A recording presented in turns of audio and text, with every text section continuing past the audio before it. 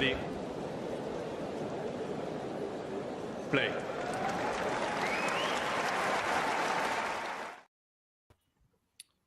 Good afternoon, good morning, good evening. Below me, I have a rather glum-looking and very pessimistic Fenerbahce fan.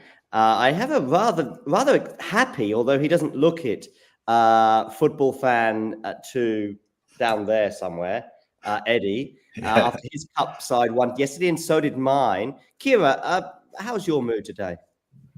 It's great, thank you, John. The queen, perhaps, of talking tennis. A little subliminal message using the word queen there. Queen, you could add an S to Queen, Kira, but I'm sure that'll come up at some point during this stream. Listen, I need to turn my TV on because tennis is already happening, I guess. Mm-hmm. Okay, I'm going to start sharing some scores. Has your match started, Eddie? I've actually not been able to get that one up. I'm just on Rublev. Don't worry. Taro Daniel at the moment. Okay. For some reason, I noticed that the Google scores are not. They haven't started for some reason. They're not updating. Yeah, sometimes that can happen. How are you today, anyway, Gökalp? I'm good. Like you said, a bit pessimistic about the Turkish football, but I'm very happy that Roland Garros is here. This is the top priority today. Yes. Well, of course, things might change if Fenerbahce take the lead and Galatasaray start losing. But anyway, yeah, what are your thoughts on some of these matches today, in particular, Kieran, the one you're watching? I'm watching. Yeah, so I'm watching Tomljanovic against...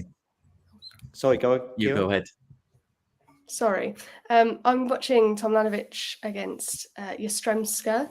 Quite excited to see how Tomljanovic looks after, such a tumultuous few months, probably almost a year for her now. Probably even more. Yeah, probably. I think Australian Open last year. That's my thoughts. I could be wrong, but it's Australian Open last year when the problems kind of started for her. Yeah. No, you're probably right. And then obviously we've seen bits of her since then, but nothing at the same level. So it'd be interesting to see, where she's at today. Obviously a load more great matches. I feel like I'm not on top of everything that's happening today. There's just so many to try and keep on top of. But obviously the Murray Wawrinka match should be great later as well. Agree. Gökalp, before we start talking about the present, I want to talk about the very recent past. And your best friend, Zeynep Solmez. Yes. She qualified. There's a Turkish flag in the main draw after 7 years. There was a Turkish flag right behind. I was watching one of her matches last week, and she sat down at a changeover, and I'm seeing her with a Turkish flag, basically, a pretty big one anyway, right behind her, and about 6 people. And she's just obviously trying to keep her composure at the changeover. And I was thinking, that must be pretty tricky to... I mean, I know it's just 6 or 7 people, but that they were just a few meters away. Do you know the image I'm talking about? Yeah, they actually contacted me, sent me some photos for me to share. I mean, it's a big thing here for us tennis fans in Turkey. It's been 7 years since we had any player in men's or women's draw at Roland Garros. The last time somebody qualified was 2021 US Open. And she's only 22, so everybody's excited. Cool, and so you should be. Eddie, what are your thoughts on the Taro Daniel match? I mean, I'm kind of expecting Rublev to get the job done and probably straight sets or possibly 4. I'm not really. I know that Daniel's okay. He's not too bad on the clay, right? He's actually won a title on the clay in the past. But yeah, I mean, just from what I've seen recently, I'm not expecting him to give Rublev too much problem today, and I expect a comfortable win for Rublev. Yeah. What about qualifying in general? What stood out for you in those matches? A lot of people talking about Medvedev. On the men's side, or just like, for example, either side, yeah. I mean, we were heavily covering was it the Japanese player Chijima on with the women's side, because she qualified. Well, she came through in straight sets in all her matches, but she's on an 18-match winning streak. So, okay, I think I had her going out first round in my bracket, but anyway, go oh on. yeah, well, she's playing a qualifier, right? So it's not a bad result for her to No. qualify, and then I think she'll probably win that. But then if she gets through, then she has to play probably Sabalenka. So Okay. yeah, but it's maybe interesting because she's obviously coming in like massive confidence, such a long winning streak. So yeah. I'm just just downloading an app that I need, Discovery Plus. So I'm still a little bit behind the curve at the moment. Yeah. Anything else stood out for you in qualifying, Gokal? Well, first-time qualifiers, they're always like fun to watch. I saw Argentinian Julia Riera. She had a pretty tough match in the third round against Alex Ayala from the Philippines. Oh, yeah, right. Yeah, it was a very close match. She got through that one, so that stood out for me. And then some informed players like Medjedovic, like you're saying, or Thiago Monteiro. So they didn't crumb under the pressure. They qualified. I want to come to you now, actually, again, Eddie, on Ayala before we actually sort of move on. From that. I just feel, I don't know, this is an outward feeling. I saw her practicing in Mallorca a few weeks ago. Yeah. And I just think that she might be putting a bit too much pressure on herself. Now, that's just a vibe I was getting. I'm just watching somebody getting a bit frustrated during practice and just looking pretty disgruntled on that particular day. And that may have just been a one-off. But I think there's a lot of attention on her for various different reasons, perhaps because of the Amazon documentary, because she's been at the Rafa Nadal Academy, perhaps because of where she's from. I don't know. What are your thoughts? I mean, I definitely think there's a lot of pressure on her because, yeah, she's from the Rafa Nadal Academy. She's getting a lot of attention in her home country, Philippines. She's already been on the cover of like Vogue magazine there. Right. So like they're looking to her as like sort of, already she's not even been in the top 100 right yet. But I mean, right, exactly. Obviously she's got some talent. I mean, she did well in that qualification. And recently she won in Madrid, which she beat Surenko, right? And almost beat Kirstea in the second round. She got the wild card in Madrid, but then recently in that qualification she did very well. I thought like she was, she's obviously a fighter and she was fighting very hard. She lost though in that final match. Yeah, it was a tight match. But she was probably not favored to win that match, so I can't say it was a bad qualification from her. So, but I mean, it's a lot to live up to, isn't it, when you've already got that much attention in your home country? So, yeah, maybe best for her to just plug on and sort of get on without paying too much attention to it, Yeah, right. How's it going with Tomljanovic at the moment, Kira? Oh yeah, so Jastrzębska's held her first service game. It was, I think, to 30, so Tomljanovic with a couple of chances, but just looking pretty normal at the moment. Just a few forehands going along for Tomljanovic that's sort of costing her for now. Who have we got? Have you done a bracket for the French Open, Kira? I have, yeah. Okay, so who have you gone for? I did my bracket last night before I went to bed, and I've looked at it this morning, and I'm just horrified with myself. I just don't know what I was thinking. I had to change my winner because I looked and I was like, "Oh, I've your men's winner." I'm guessing. Yeah, you had to change the men's winner. Yeah. Yeah. I'd piss. Who did you have? Sorry, who did you have? Casper Ruud last night. Okay. Yeah. I mean, it's a little bold, but so what did you change it to? I've changed it to Alcaraz. Yeah. I've kept that final. Okay. So you have Casper Ruud beating Djokovic? No. I think I've got somebody else. Djokovic going out earlier? Yeah. Oh, now that is I interesting. know. Who do you have Djokovic going out to then, Bronzetti? I can't remember. Maybe Bronzetti, maybe Sabot Wild. They were the two sort of in his sort of earlier section, I think, that was a little tricky. But okay. Anyway, what about you, Eddie? Have you made a prediction for this tournament? I actually was going to do the bracket, but I left it too late. And then, but I think, before Geneva, I sort of, you asked me before, and I said it was probably going to be on the men's side to win Djokovic, only because I wasn't very sure about that, but only because I was a bit unsure about Carlos and Yannick's condition. But I don't know. That was a pretty weird performance again in Geneva, so it still makes me think. But it was only because, when it comes down to it, I just think he's going to, in the 5-set format as well, he's going to find that form. And he's won this tournament before. He's won many slams before, but obviously a bit more pressure on say Alcaraz to win this. But let's see how it goes anyway.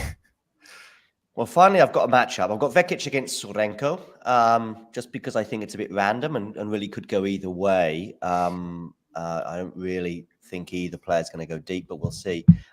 So I've got that match on. It's 1 game all and 30 all. Good morning, Jake, by the way.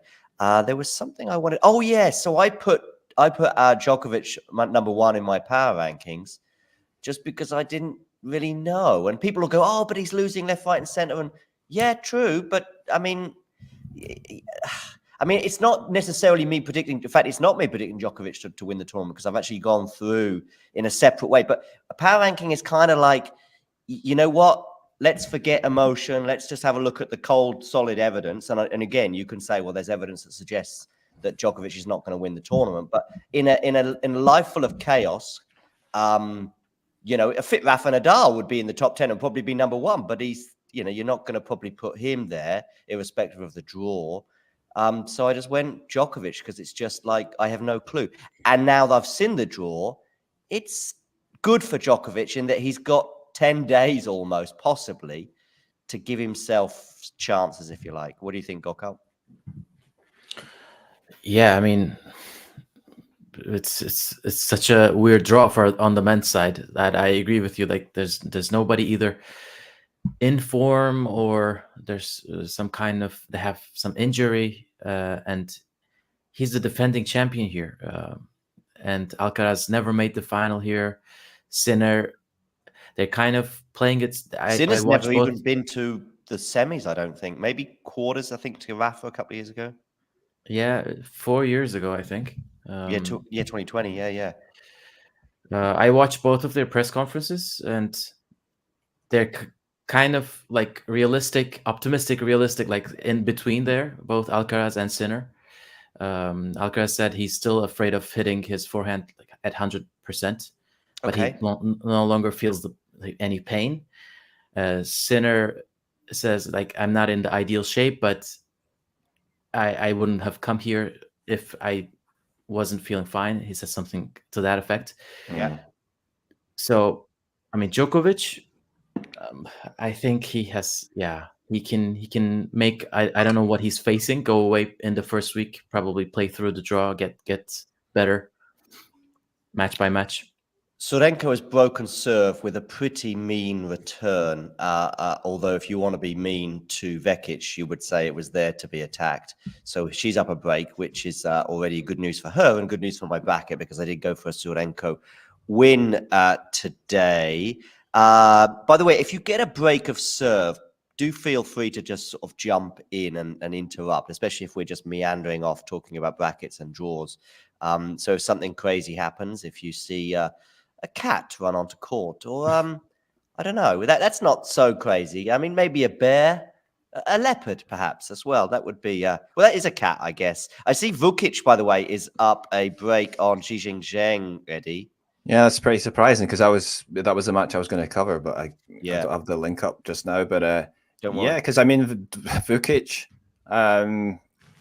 he hasn't done much on this surface, and obviously I don't think in this season he's done anything to show that he was going to be doing much this time in Roland Garros. Zhang, of course, he just recently got to the quarterfinals in Rome, right? Was it? Yeah, he got the quarterfinals. So, and he was in the quarters in Madrid last year as well, I think. That's right. Yeah.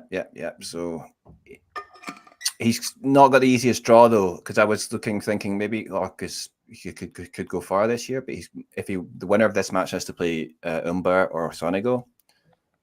Humbert is obviously in form right now, so. Watching Madison Keys against Daniel Collins yesterday, I did start to have my mind wander towards Paris and just thinking that one or two players who've been doing pretty well at other clay court tournaments might not be as effective in Paris. And I'm thinking Daniel Collins in particular. And I'm also thinking, actually, conversely, Madison Keys. I mean, she's done okay in recent weeks, but yesterday, those conditions, which may be a little bit more Paris-like, maybe I'm jumping to the gun, or, jumping the gun a bit there and putting two and two together with Strasbourg and just Paris being in the same country. But those hot conditions yesterday, the top spin that Madison Keys was producing, and it was just getting Daniel Collins in all sorts of trouble. And I just feel that there's a bit more of a Paris-like, that's a bit more of a French Open match, what I saw yesterday. And I just wonder if one or two of these flatter hitters are not going to get that kind of bounce that they may have been able to get, or big servers in Madrid, or, the green clay or whatever you want to call the color in Charleston. I have, because that one match, maybe I'm drawn to make conclusions, but I would feel a lot more optimistic about Madison Keys' chances, just forgetting the draw for a second, because I know she's going to run into Sabalenka potentially, than Daniel Collins. I don't know if you've got any thoughts on that one, Gokal. Sorry, I couldn't pay attention because I think. Tell me, something's happening. Tell me. The French have booed for the first time, I think, this tournament. Oh, okay. So I'm watching Hugo Humbert, Lorenzo Sonego. Great. And this is an entertaining match. Sonego hit an around the post winner in the previous game. He served and volleyed this game. And then I think he thought a ball was going out, and he hit a behind the legs shot, but facing forward. But then it was called in. So he was just telling the umpire, I would have gotten to it probably if the call didn't come before I hit it. That is a match that really I should be paying attention to. I mean, I'm glad I think you've drawn the opposite of the short straw, whatever that is, because whenever you get if you get a French player, I think it could be. I mean, we've got Moutet against Jarry. Is that later on today? Yeah, that's going to be bigger than this one, I think. It's after this one. I mean, that, again, with what happened with them in Chile. And by the way, after I was just rubbishing Donna Vekic's chances of winning this match, of course, she's broken back and we're at 2-2.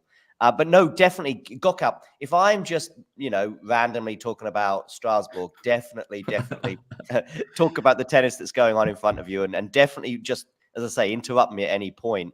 By the way, Nakashima is running away with things on court 13.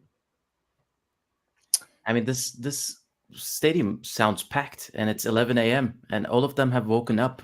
Trumpets are playing in the stadium, so they've come ready. And I heard like nobody can get tickets, and even qualifying was sold out. So it's going to be crazy this week. It is. I've just got an asterisk by that, because I have been in those shoes many times before over the years, trying to get tickets, and friends of mine as well. I remember, I think it was last year, some friends of mine were like, how do I get Holger Rune tickets on Friday or whatever? And I'm like, just keep going on the website, and your best bet is the night before or even the morning of the match. Now, no one's going to travel halfway across the world to do that. But if you're in Paris anyway, then because actually we'll be watching some matches, not so much today. I think you're right. Most of the stadiums will be packed. But you'll be watching matches on Tuesday, Wednesday, Thursday, especially, and you'll just see large swathes of empty seats. And it is frustrating, because I think they hold a lot of tickets back for corporate purposes. But I also, conversely, by the way, I saw last week or this week just gone, and I was like, that's pretty cool, seeing the qualifiers as rammed as it was. Now, we had a couple of narratives with Team and Schwartzman as well, but there were still some pretty good crowds. I mean, you were watching, obviously, Zainab. I mean, was it pretty good crowds for her matches too? Yeah, pretty good crowds. I listened to her coach's podcast this morning. He said people contacted them to get tickets because they could not buy any tickets for qualifying.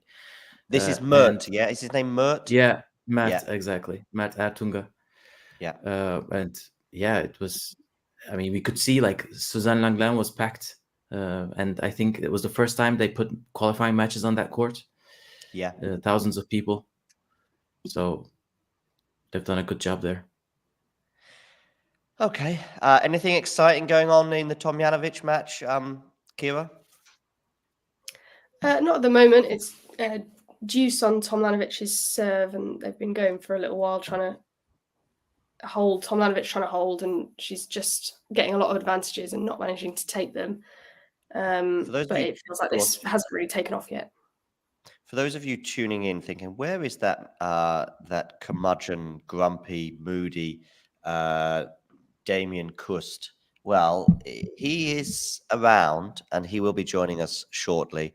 But yeah, so that's it. I'm not trying to think of some more adjectives for him, but that'll do for now. Anyway, I've got some. I'm showing a tweet of his, which will have to do for now, regarding some people looking for their first main draw wins. Of that group, I think I have Nardi getting his first win, but I don't remember any of the others winning a match. I don't think I have Zizou Bergs going through, for example. Zizou Bergs, wasn't he a lucky loser, by the way? Not this time, I think. Okay, so it he was won an his- Australian his Open. He qualifiers. qualified this time. Oh, okay, gotcha. Yeah. He's a character, by the way, Zizou. Do check out his TikTok and other social media activities. It's a lot of fun. I know Jamie spoke to him last year in Surbiton. So yeah. By the way, Vekic and Sonego remain on serve, I think. I've been busy talking about other things. Martinez, I have him beating Tirante today, but that is based off his showing in Estoril.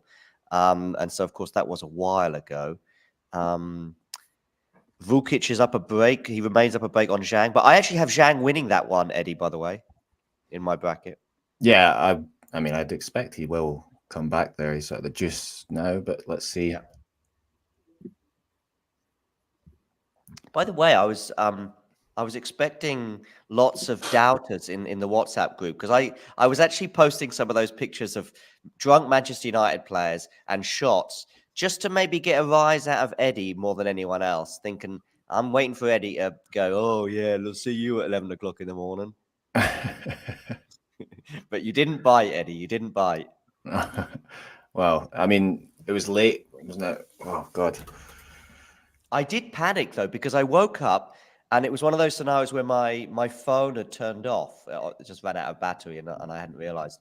So I'm now I have no idea what time it is. The sun is shining and it really could be anything between 9 o'clock and 12 o'clock.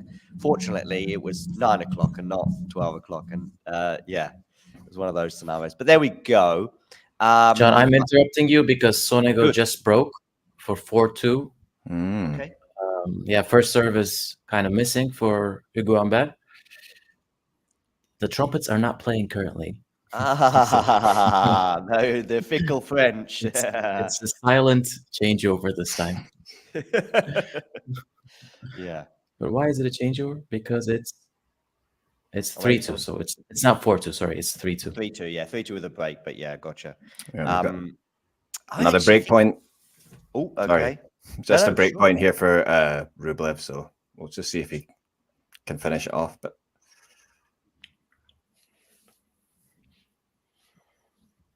by the way, Kira, good news about Queens. Yeah, very good news. Yeah. Very excited. Yeah. Just trying to work out all the travel arrangement. I was not expecting it at all, so I'm just trying to work. Oh yeah, I mean, I'm pleasantly surprised because it was one we didn't get last year, and so I wasn't banking on it. And it's probably obviously outside of Wimbledon, it's the most well-known tournament, rightly or wrongly, in the build-up. Yeah, so we'll see. But fingers crossed you can go as many days as you can. And as I said, I'll try, and if you can't go every day, we'll see if maybe we can get Jamie on the same ticket. I know last year did Rublev break, by the way? Yeah, he's got the break. Yeah, break. Yeah, and I always feel with those ones, you need the underdog to really make a good start. I always feel as though when Zhang has broken back, by the way. So yeah, that for his sake, it'll hopefully go his way. Hi, Ozam, by the way.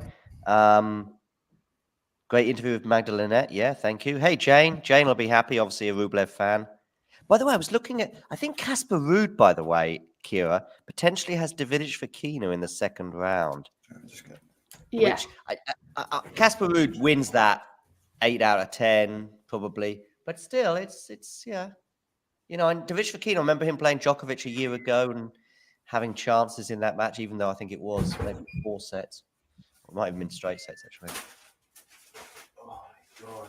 Yeah, I definitely think that's an interesting one. I hadn't seen anyone talking about Davidovich Fokina at all until they asked Tsitsipas, who does he think is the favourite? And he was like, Davidovich Fokina, I'm serious. I was like... Yeah, okay. definitely, yeah. Yeah, maybe they're friends or maybe they're enemies. Maybe he looked at Paolo Badosa in a funny way or something, and he's just trying to add pressure on the Spaniards' shoulders. Yeah, ADF is in terrible form, I know, but good news is that he can just suddenly pull out the bag. Nakashima was up 4-1 and threatening to take a 5-1 lead. Sonego is obviously looking to consolidate the break. For those of you, by the way, banging your tables and chairs, going, "Why are you not talking about the women's draw?" I mean, it's because when you said to me, Kira, you were sort of having last-minute doubts. I knew it wouldn't be about the women's draw. So no, Tomljanovic is just broken, by the way. Oh, cool. Okay. I mean, listen, I have got her losing this particular encounter, but it's just because, you know, I've got so many doubts about it. But and also Yastremska, by the way, of course, wasn't she Australian Open semi-finalist? Am I getting, is that right? Yeah. Yastremska this year? Yeah, I mean, I know was, totally different conditions, but still, when Yastremska is on, there's difficult to live with her. Okay, cool. So Tomljanovic has got the break there, 3-2. Yeah. So just back to this sort of, you know, the men's draw. I've got an Alcaraz Zverev final. So you can guess who I'm predicting to win between Rafa and Sasha tomorrow. Eddie Gokaup, do you have any sort of optimism for Rafa in that one? I didn't, and then I watched his press conference. Yes, I know. I think shouldn't people have. Yeah, So, I think yeah. I think a lot of people from the press conference of and I think he canceled the cake, so he doesn't want the ceremony. So Oh yes, I heard about that. Yeah, he wants to potentially come back maybe some other time and just sort of have a ceremony, which I understand. To be honest with you, when I'm watching his practices, I mean, he was just trying to serve yesterday, and it's not, you've got no umpire or no, you know, authority, if you like. So, you know, he's just trying to quieten people down so he can get his first serve in yesterday. And I was thinking, this is just nuts. Vekic is cutting a frustrated figure, but at least she's still on serve at the moment on deuce 3-all. Yeah, a lot of people are taking, and they should do, because Rafa is someone who tends to downplay things. So when he says, "Look, I'm feeling good," I think if he'd have got an okay draw and he runs into Zverev in the quarters, for example. I mean, having said that, he got to Paris a week ago. Yeah, I think if it was 3 sets, actually, maybe I would give a Rafa an even bigger chance. Which is weird. You would never have said that for the previous 20 years, really. But we've not seen him play 5 sets. Poof, I don't know. The last 5-set match I can think that he played would have been Wimbledon against Taylor Fritz 2 years ago, basically. So, yeah. And he's not even played a 5-set match, just, you know, since Australia 18 months ago. It's his first slam since then. So, that's right. When I say a 5-set match, like the concept of being 5 sets, I think he went 4 sets with Jack Draper, and then it was straight sets against. How do you think it changes the tournament if Rafa was to win that first match? Oh, well, you mean the vibe, or just in terms of the draw? Do you think, the draw and yeah. I mean, the vibe obviously will just go off the charts and will remain until he goes out, and would just give a lot of energy. But in terms of the draw, yeah, if he beats Zverev, then suddenly he's looking at probably a quarterfinal or something like that. I'm just trying to think who Zverev plays in the quarterfinal potentially. Is it Medvedev even? Could be Medvedev, which is very nice. By the way, I don't think Medvedev gets that far. I was looking at Medvedev's draw, and he has a lot of 50-50s, if you like, between basically from first round to fourth round. I think they are all close. Some of them are 60-40s, maybe in Daniel's favor. And so therefore, I think if you look at Daniel's draw, it's just like, where do you have him going out? Again, he's my only bold pick, by the way. I have him in the semifinals. By the way, Kira is quiet. I'm waiting for Kira to say the same, that she's got him in the semis or something. No, I don't actually. I've got him losing. I was just checking because like I said, I've done this last night and I've clearly lost my mind doing it. But I was just checking, and I think I've got him going out in the round of 16. Yeah, somewhere. De Minaur, I think. But I have De Minaur going out round 1. Okay. That makes it better for Daniel. I can't remember who to now. Nicholson? Mickelson. Thank you, Kira. Yeah. Because I took some screenshots and I shared them. Mickelson, who and maybe this was heart overhead. I love Mickelson. It was so funny watching him up close and being able to hear every word in Weshu, is it? What's the name of that place, Gokap, that you and I were at a couple of weeks ago in Portugal? Hueras. Thank you. Yes, I don't know where I'm just forgetting my locations here. Yeah, Hueras. And just listening to him. And by the way, Sonego has got a break again, so she's up 4-3 with a break. But yeah, just listening to him up close, just so genuine. You know, some people say sorry, but they don't sort of mean it. But he's feisty, but he's also polite, if that makes sense. And funny. When he was playing Denis Novak, and Denis Novak, by the way, was playing just tennis from another planet, and it was annoying, Alex, that why is he playing like Novak Djokovic? And you know, when he's saying Novak Djokovic, he's talking about he could have said Rafa Nadal, but he's not going to say Rafa Nadal because the guy's name's Denis Novak. So that's obviously in his mind as he says it. I think he may even have said like Denis Novak's more like Novak Djokovic or something. And yeah, it's funny because you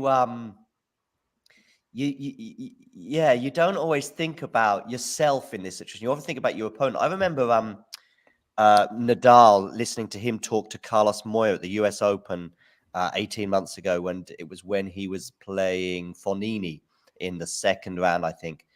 And sometimes you forget about how your opponent might be feeling. And Carlos had to remind Rafa, look, he's feeling it too. You know, he's feeling the pressure. He's feeling agitated. He's feeling not great as well. So don't forget that. Because I think sometimes when we're nervous or we're, not happy, sometimes we forget actually, maybe my opponent's nervous too or whatever. And I think we can easily forget that.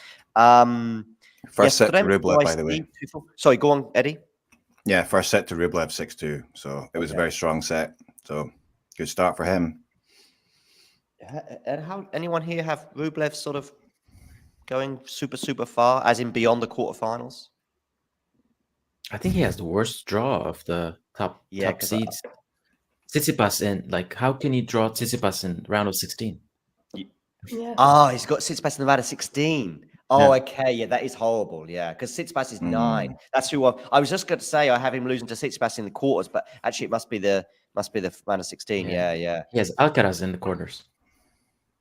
If he gets there, yeah. So I've got and I've got Tsitsipas losing to Alcaraz. I mean, I just remember Tsitsipas playing Rublev, weirdly enough, 2020 French Open. Does that sound right? Quarterfinals, maybe.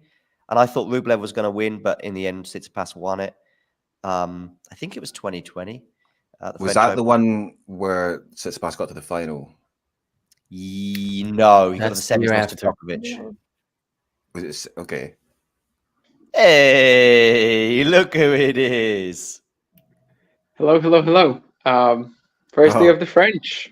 Woohoo, yes. This is when we can still remain excited, and then we just see Zverev and Djokovic march all the way to the semis and take all that energy away from us. No offense to Zverev or Djokovic fans. I mean, Zverev walking all the way through to the semis, given what sort of storylines we have with him this event, given the potential chance that he could have here, like that wouldn't be that unexciting. The word storylines was the one that I think most of us will be. Yes, because of course he does have a non-court appearance, I think, on the 31st of May. So those of you tuning in wondering whether he has to actually jump on a train. I wasn't thinking about it, but sure, yes. Oh, well, because when you said storyline, that was what I was thinking. Know, yeah. Instantly when I said the word storylines, I was thinking, oh, shoot, this actually is going to take us to the trial. But yeah, I mean, of course, he has that court date, which he doesn't have to show up for, but yeah. Yeah, right. But of course, I guess the other storyline is he's got to play Rafa. Sonego, by the way, still a break up. Rublev, as you said, Eddie, winning that first set comfortably. Damien, you said that you were going to sort of have a look at some of the matches and see which ones have been exciting.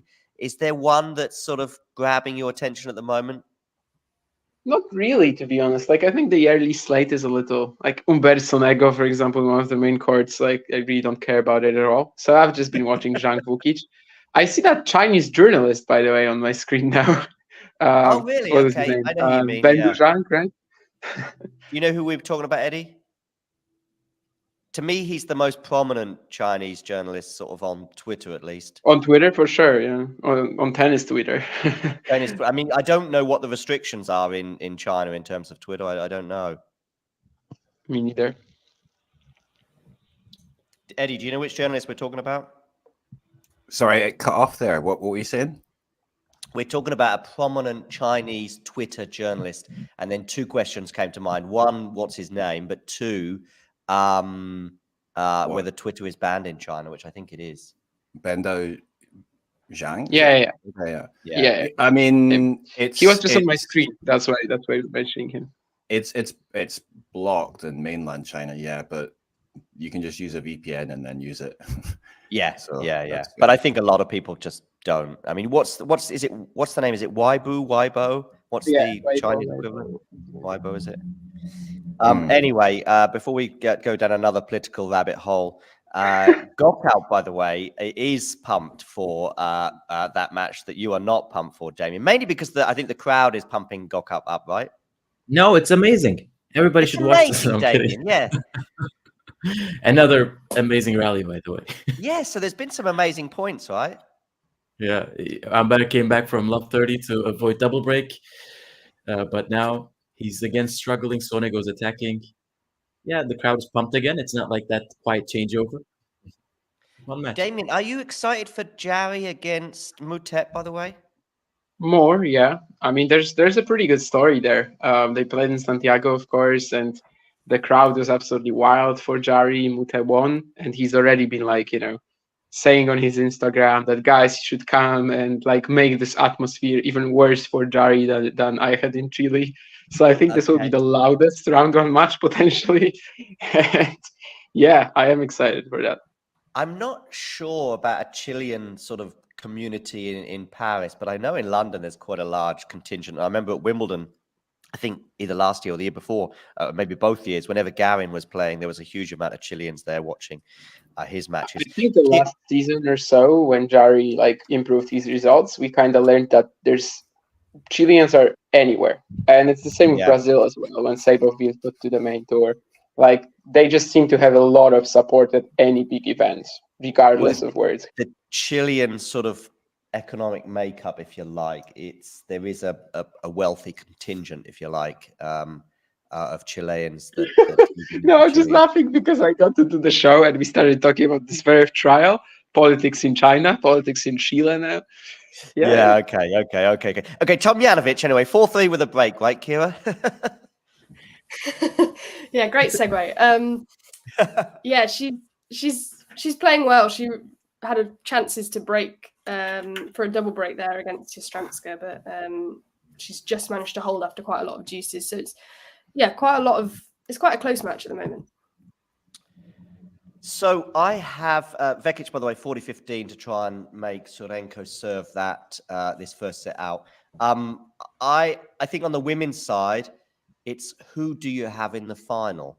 And I have Rybakina. Kira, do you remember who you went for in your final? Yeah, I also have Rybakina, actually. Yeah.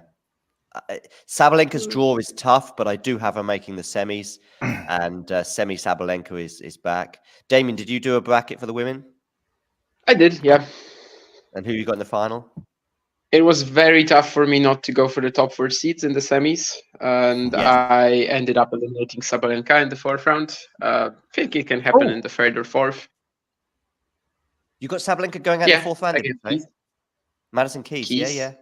Yeah. And then Rybakina so in the final. And you two as well, Kira. And who got in the final? Rybakina, Damien?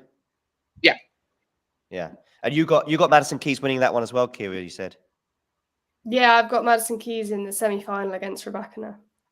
Same. By the way, I don't know if any of you have seen any of the sort of press conferences and clips that I posted from Strasbourg, but I did seem to sort of annoy a little bit one or two players there, let's say. Well, I saw the Clara Burel one. Well, exactly. Yeah, First of all, too. Clara Burel, yeah. I mean, I don't know. And she could have interrupted me at any point. Like, Eddie, if you had recorded the Scottish Cup final, okay, and you didn't want to know the result, and I said, hey, Eddie, how are you? Eddie, the first thing don't tell me the score, right? That's what you say. Or if I say, oh, the Scottish Cup, and you know, she had lots of chances to interrupt me, but anyway. And also, she really thinks she's going to go 4 days without finding out who her opponent is? I mean... Well, that's what Barberino does, isn't it? But I know, and fine, but it's a risk, right? I mean... Maybe it's a French thing, I don't know. Yeah, maybe it is. Well, anyway, so there we go. But one thing I will say, she was like, oh, it's okay. You know, what? It didn't linger with her. It was like she was annoyed for a few seconds, and then... Anyway, but there was others. There was, Madison Keys wasn't too keen on a question I asked her, let's say, about whether the losses at Grand Slams linger. And, there was also another one. There was another sort of Madison Keys moment as well. But, yeah, well, anyway, she may well win that 4th round if it comes up against Sabalenka. I do have Sabalenka winning that, and I have Rybakina also in the final. Gokap, did you went for the bold Vanch prediction, or? I did. I went bold Vanch, and the reason why I went bold Vanch for the women is because Coco Gauff's draw is just a dream, and so if Coco Gauff has Sabalenka's draw, I think she doesn't make the semis. But her draw is very, very nice, and there's lots of doubts about Rybakina, and Rybakina is sort of probably the least solid in a way of the 4 in a way, because you just don't know what's going to happen. But then if everything's fine, and I'm just banking on that, then she makes the final for me. But does Coco have Iga in the semis? Yeah, she does. Yeah, so that's should be one-way traffic. But we'll see. Gokap, you're glued to your screen right now, which is good. I'm pleased about it, especially as it defies Damien's prediction of it being a dull match. No, they just waited for someone to turn off their flash for 1 minute before Sonego started serving in the final game. Maybe what could be the final game of this set. A flash camera, did you say? Yeah, and it's very light. Well, exactly. First of all, it's midday, and secondly, it's not like 1992. I mean, people just have their cell phones, you know. I meant the flash probably on their cell phone. Yeah, but still. But yeah, Sonego won that point. Ozan here is very pleased about my interview with Magdalene anyway, so I'm glad that Ozan likes that. It was a lot of fun talking to Magda. Have you spoken to Magda before, Damien? Lynette? No. I mean, Is there Polish events for the women's, I've only been at like the 250 in Warsaw, which she hasn't attended in either year. The 125 in Kozerki, when I was there, that was also not the year when she played. So no. I don't know if you've seen any horrible shots, but I've just seen one from Donna Vekic. She's about a meter from the net. The ball is just there to be whacked. It wasn't even a smash. It was just whack it. And she whacked it into the net. And she was going to have a break point if she had put that away, but now Sorenko has a set point.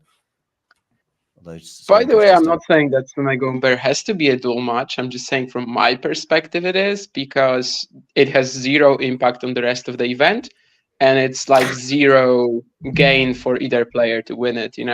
I figured this out recently, actually. So I'm either excited by matches that actually mean something for how the event will go, or for matches that on a personal level mean a lot to either player.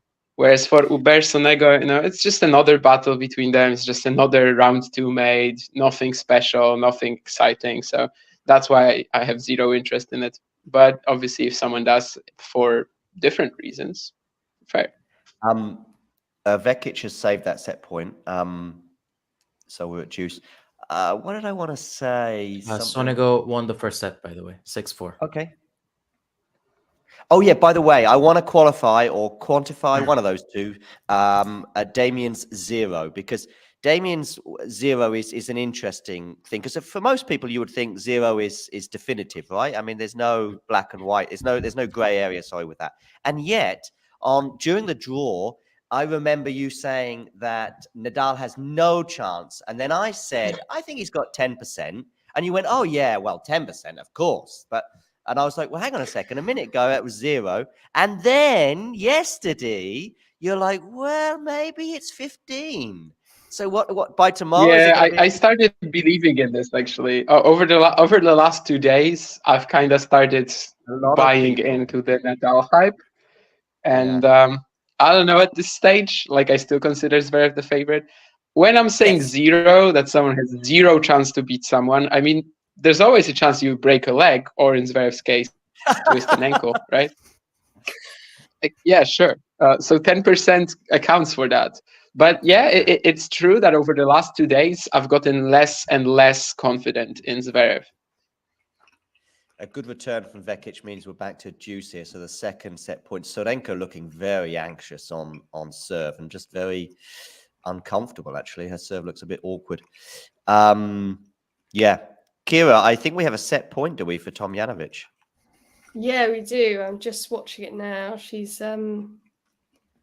played really well this set. Yastremska hasn't sort of gone away quietly, although that was a terrible backhand, actually, as I say that, from Yastremska. So Tomljanovic does get the first set. Nice. Is Yastremska sort of playing a bit wild? Is there, like, she's trying to hit forehands and they're going long, and or is there's just moments of that? Yeah, there's some of that, but I think Tomljanovic has been pretty steady, which has helped. Yastremska has hit, I mean, obviously not that one, but she's hit some brilliant backhands. A lot of the time that's been where she's been getting her winners, but Tomljanovic has sort of kept her from doing that the majority of the time. So we've got a break point now for Vekic in this fairly crazy game that's about 7 or 8 minutes old. Oh, lovely return, but good defense there, to be honest. Oh, really good defense from Sonego. This is a break point for Vekic. Oh, Sonego there with a short ball that she doesn't punish, and as a result, we're at 5-all. Someone I did not upset in Strasbourg, though, was Danielle Collins. Every time I asked her a question, she would give me a very full-on answer. Like I would ask him, just an average question, and she'd be just talking for 2-3 minutes sometimes, and it was nice. She's we have a good vibe going, I think. I mean, I interviewed her 1-to-1 last year as well, and she was very, very different off the court to that sort of feisty vibe that she has on the court. Buskova, by the way, I couldn't predict this one, Buskova Kudermetova. I think I went Kudermetova, but yeah, she hasn't really done much this year, I don't recall anyway.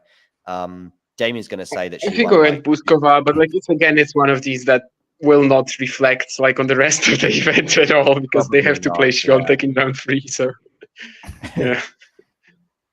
What? Okay, here we go. What would be do you think Świątek winning the tournament, to me, almost feels like, I mean, I'm doing some of these polls sometimes going, who's winning? First of all, it was like, who's winning the French Open? And I put the 3 favorites and then other. But over the last few weeks, it's had to be like Iga or someone else. Now, I mean, what percentage would we give Iga winning the tournament without dropping a set? Would we go as high as 50? Was that too crazy? I mean, maybe 50% is too high, yeah. But that's almost more of a relevant. It feels like more of a relevant question than whether she's winning the tournament or not. That's not to say that she's definitely winning it, but I don't want to see a poll with like 91%. Daniel's giving Rublev a Yeah. tough time here. Good, Eddie. I want to see a competitive match. Go on, Damien. No. I was just thinking that like if we're giving her about 70% to win the title, then like 50 without dropping a set might be fair. I don't know.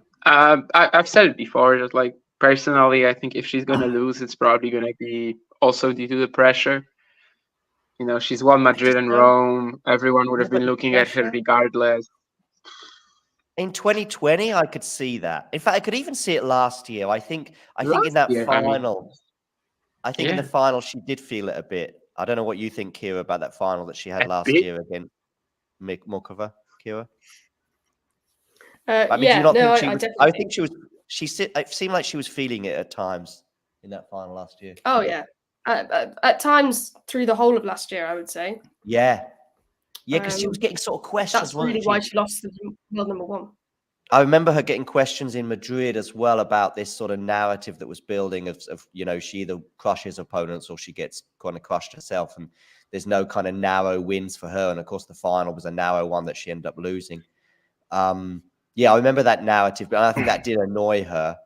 And I remember in Australia at the United Cup as well, beginning of last year, when she lost to Pegula, and she just looked a really quite agitated individual. But I just don't see the pressure this year. She just seems to be in the best place she's ever been, almost.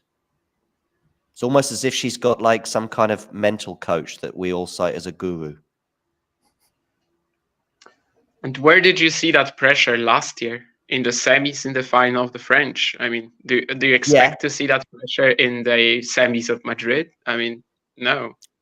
No. But I don't see it coming this year. I think I could see it coming last year for some reason, but this year I don't. Based on what?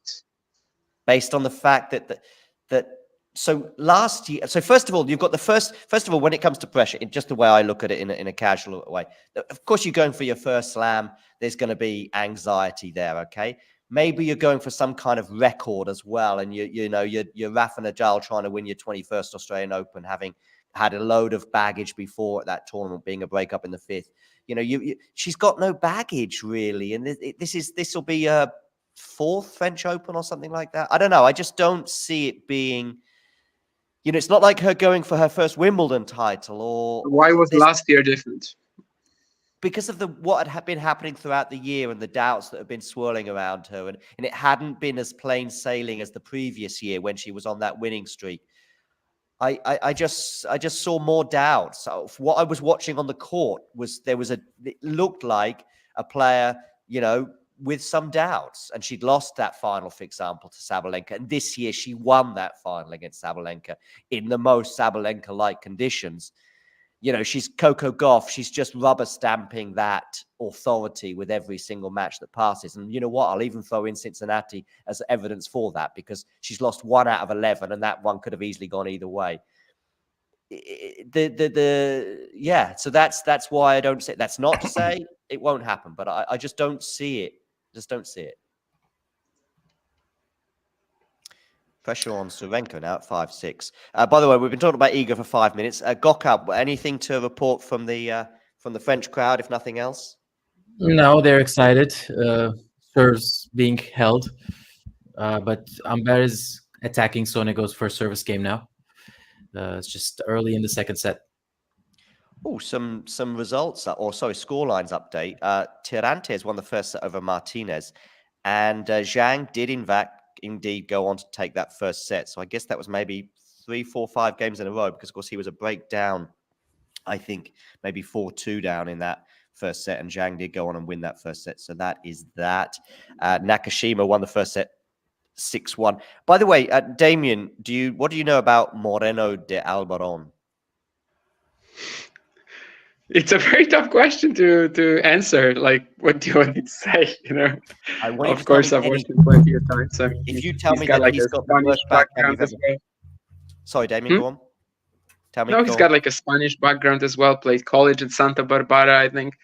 And yeah, I mean, he's pretty interesting. I mean, sometimes shows us something different. I mean, usually he like kind of travels well around the world. You know, he schedules himself intelligently, and like he plays these pretty random challenger 50, 75 events with weaker fields and kind of gets pretty close to top 100, but then, you know, doesn't really have the ability to follow it up. But this year, actually, I mean, he plays the entire European clay season. Of course, he won the wildcard via the wildcard challenge, which I think even only the quarterfinals in Marrakesh would have been enough.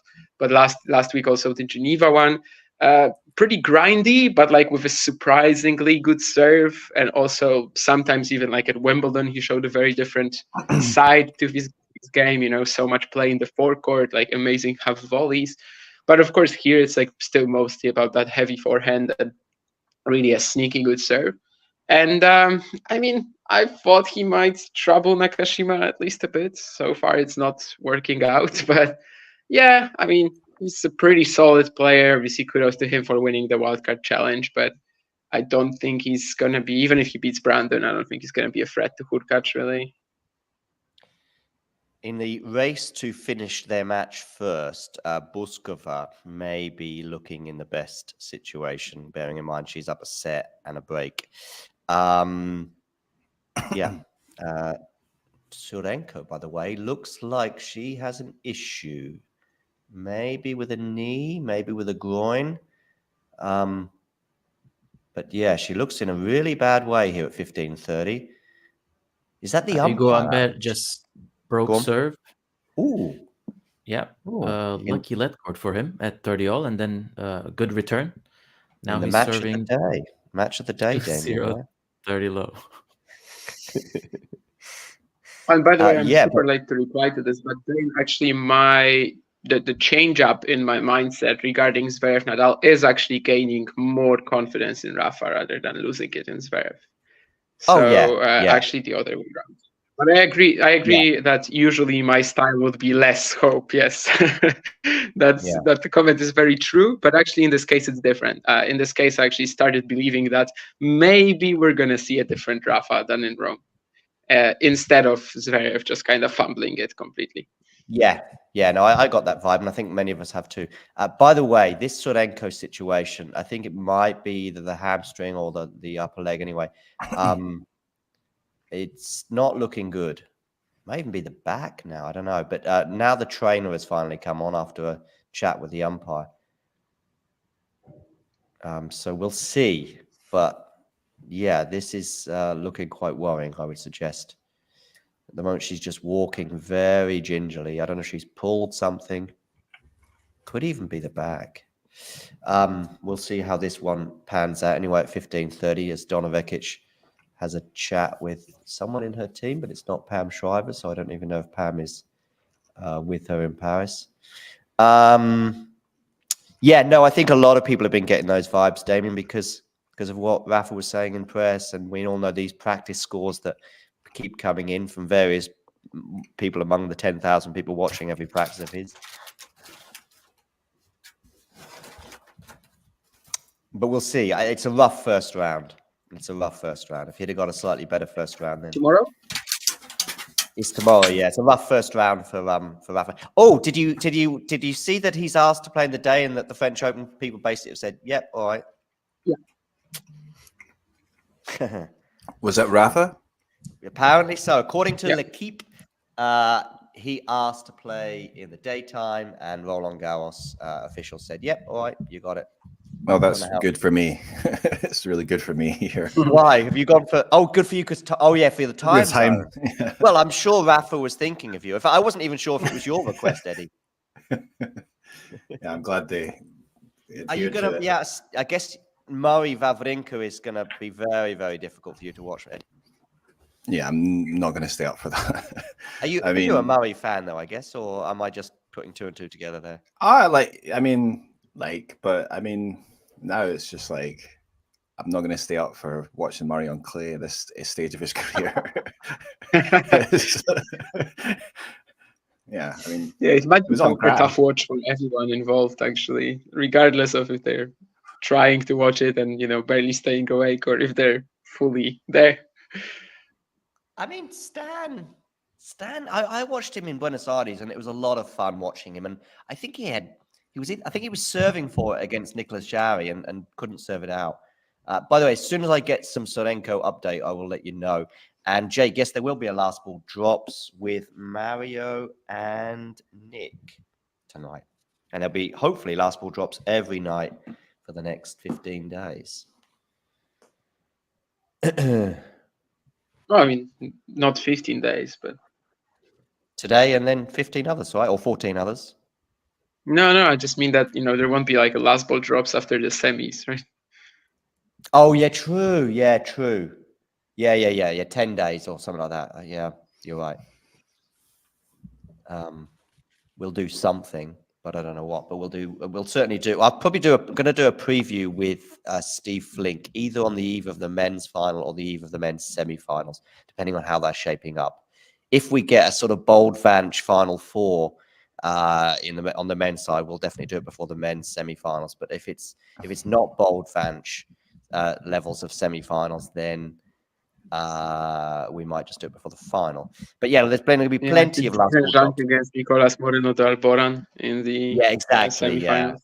Yeah, and then He might be in trouble then. Yeah, and Medvedev against Marozsan, or that could be interesting, I guess. Medvedev against what would be a really sort of Medvedev Tsitsipas. Yeah, that's not a potential semi. Is it not? I'm getting my draws muddled up, probably. Yeah. Medvedev is in the Zverev. Medvedev Nadal would be, and that's quarterfinal, I think, right? Medvedev Nadal. Yeah. I mean, that would be all right. That'd be all right if you were of a Rafa persuasion. I don't know if there's anybody. Let me say this: if Zverev beats Rafa, he probably makes it deep. If Rafa beats Zverev, I have zero confidence in him making it deep still, I think. Really? I would not have. Yeah. I would, again, that's your zero, meaning not much. Because by the way, Sonego still. I mean, now we've got Donovan. I'm redefining the word zero. I'm just redefining. Kira, anything exciting to report from Tomljanovic Yastremska?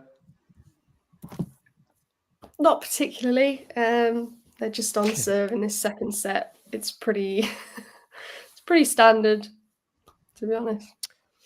I mean this timeout here, and she has retired. Sorenko's retired, so Delnovekic goes through, and Sorenko's in a pretty bad way. Wait, what? Sorenko has retired?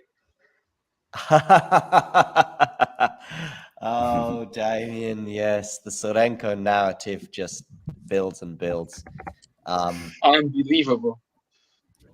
Having failed to serve it out at 5-4, I was feeling the worst for her anyway, even if she was healthy. But she can barely stand up. I mean, I know what you mean, and all the rest of it with Sorenko. We've seen some curious retirements and stuff from her, but on this occasion, she can't even. According to Tennis Abstract, this is the 35th time she retired from a match. There you go. Wow, I think a lot. Is she going for the record? I mean, this is ITFs included, but why not? I mean, that's a nice thing to have on your CV. Maybe as a record. No, I don't think so. Second time this month. The GOAT of second time this month. Okay. Well, we're 26 days in. It's not like it's the 3rd of May or something like that. Anyway, she is cutting a rather sorry figure as she's struggling to walk down the stairs here. How many retirements must Bernard Tomic have? Is he sort of notorious for retirements then, Eddie? Yeah, well, recently he's got quite a lot, but yeah, just 2 weeks ago he retired after like 2 or 3 points, and that was the last week when he could have claimed Wimbledon qualifying spot. And last year also against Martin Damm, he retired after 1 game. He's playing in the Challenger this week. We could have a Tomic versus Coleman quarterfinal. Yeah, I think Bernie is even a seed there in Little Rock. So. Yeah. But yeah, unfortunately not enough. Well, probably not enough to make Wimbledon qualies. It wouldn't have been enough for the French, at least. Eddie, Coleman Wong? Yeah, they're which challenger in the States, right? It's Little Rock, right? And Coleman Wong is seeded, and he's in Tomic's quarter, so they could meet in the quarterfinals. Coleman Wong and Bernard Tomic. Okay. But so Tomic's at 31, just 4 matches shy. I didn't even. It was off my radar. Coleman lost to Kipson in qualifiers. That was the first round, was it? Of qualifiers as well. Just like Irash. Yeah, he did go out first round there. Yeah. Against Gibson. Oh, was it against Kipson? Yeah. I was watching that match. I should have remembered. That's why I thought you would remember. Yeah. Yeah. No, I was. Yeah. Yeah, he played Kipson twice in a row, right? And lost both times. Yeah. Sonego going off the ball. Shell of the player from the first set. Let's have a quick look. What's going on with Sonego? Oh, I see. Yeah, Humbert, you're up that break that you were saying. Okay. Oh, Nakashima Moreno de Alboron is in a bit of a dogfight in the second set. On Vukic is up a break. Yeah, Vukic is up a break too. And Rublev is threatening to break Daniel's serve, I see.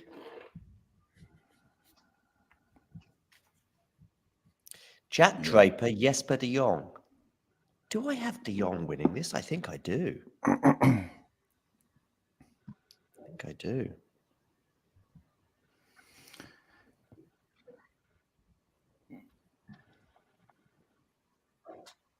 So, Damien, I've got Mickelson to beat de Minaur.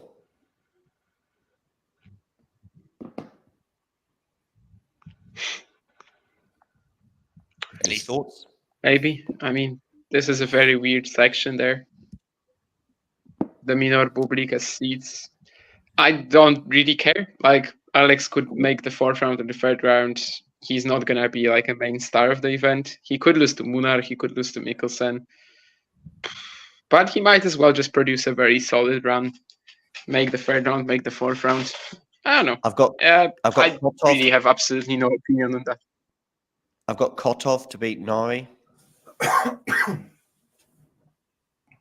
Only reason why I think Cam is the favorite is that if it goes 4 hours, he's going to use these huge lungs and win. Yeah, he talked about his like huge literally lungs, that's the only reason. Go on, Eddie. It was a reference. He literally talked about the fact that his lungs are huge. The doctor told him that he's got massive lungs and he needs to use them.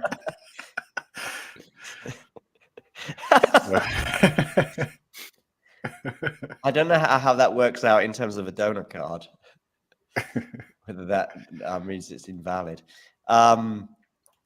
Yeah, there was another thing. Oh, what do we think about if Musetti does end up playing Wild? And there's no guarantees, but if they do end up playing, that I don't know what I've gone for Musetti, but I don't know. Just because he's got a good record at the French Open, Musetti, reasonably good. Obviously, Saipov will beat him in Madrid, but very different conditions. Okay. I don't think there's a right or wrong answer to this. No. Eddie? Sorry, what were you were? Sorry, I was concentrating on this match. Sorry. You should concentrate on the match, of course, absolutely. But no, just talking about Wild against Musetti. Oh. Potentially, like who wins that? I think I picked Musetti to get through that. Yeah, I think. I don't know if like Wild's form right now, if he's where he needs to be right now to get that one. But I mean, I wouldn't be surprised if it went the other way. But yeah, I don't have much to say. I've got Osaka now on against Bronzetti because it's going to be another half an hour before Jack Draper takes the court. So Osaka is leading 2-1. Of course, it's the first match on Philippe Chatrier. And despite what the Tennis Channel were trying to tell us that the courts are all going to be rammed, I'm watching Philippe Chatrier and I would say it's about 80% empty. What's on 75. strategy right now? Osaka against Bronzetti. Well, I guess people should show up for that. 60-40, I think, in Osaka's favor, but so I've gone for Osaka to set up that clash with Swiatek. Big hold from Daniel. Sorry, go on, Eddie. Yeah, just a big hold from Daniel because he was at love 40 and he came back to hold there. Okay. Yeah. And there's been a lot of break points here that neither of them have been able to take. Gokab, Humbert is really turning the tables on Sonego. Yeah, I agree with Jake. I mean, Sonego is not like himself in the first set, and then Humbert came back from love 30 one more time in the match. Yeah, 4-1. By the way, if there's anybody watching right now and they speak Turkish, do check out Gokab's. By the way, there might not be. I reckon you never know. There might be someone tuning in on Twitter or somewhere who's a Turkish speaker. Oh, Nurlan, is he a Turkish speaker? I still can't get my head around what nationality he is. And he said said he's from Turkey. Okay. I mean, I cannot imagine Nurlan. We've seen him say something in Cyrillic before, but I don't know if he ever spoke Turkey on the chat. But I cannot imagine Nurlan watching and not saying he's in the chat. I just can't imagine him being a silent watcher. So, but anyway, maybe Nurlan will be watching this back. I don't know if he tunes in and watches our. What did he wrote something in the chat about how he owns Talking Tennis yesterday? I think I don't know if you saw that. I'm the owner of Talking Tennis or something random. But anyway, yeah. So if you are, then do check out Gokap's podcast and YouTube channel and anything else that Gokap might have. Twitter account, I guess. Thank you. By the way, Gokap is who's Zainab Somez got in the first round? Emma Navarro. Okay. Tough first Grand Slam match ever. I saw her match point. It was a break point at 4-5, I think, or 4-5 and 30-40. So it's one of those match points which is significant on every single level. You know, you're making the main draw, but it's not like, you know, it wasn't a straight sets win. It wasn't like, do you know what I mean? It just added to all of the emotion to that match point that she had. And I think it went out, but not by much. As well. That was just a great moment, I thought. Yeah, her final round was actually straight sets. Oh, maybe it's the round before then I'm thinking of. Yeah, the round before against Sasnovich was like that. Yeah. And then against Fett, the first set was like 2 sets, so still counts. By the way, Damien, yesterday, I shared on the screen that Jaime Faria had tuned in via Instagram. And then Damien proceeded to say, "Oh, you let yourself down in that final qualifying round there, Jamie." And I'm like, oh, Damien.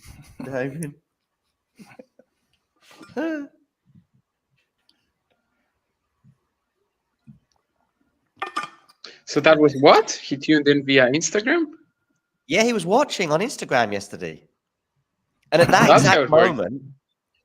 exact moment, Damien, you proceeded to say you were lame in your final qualifier. You did well to get to the third one, but you didn't do very well in your third match.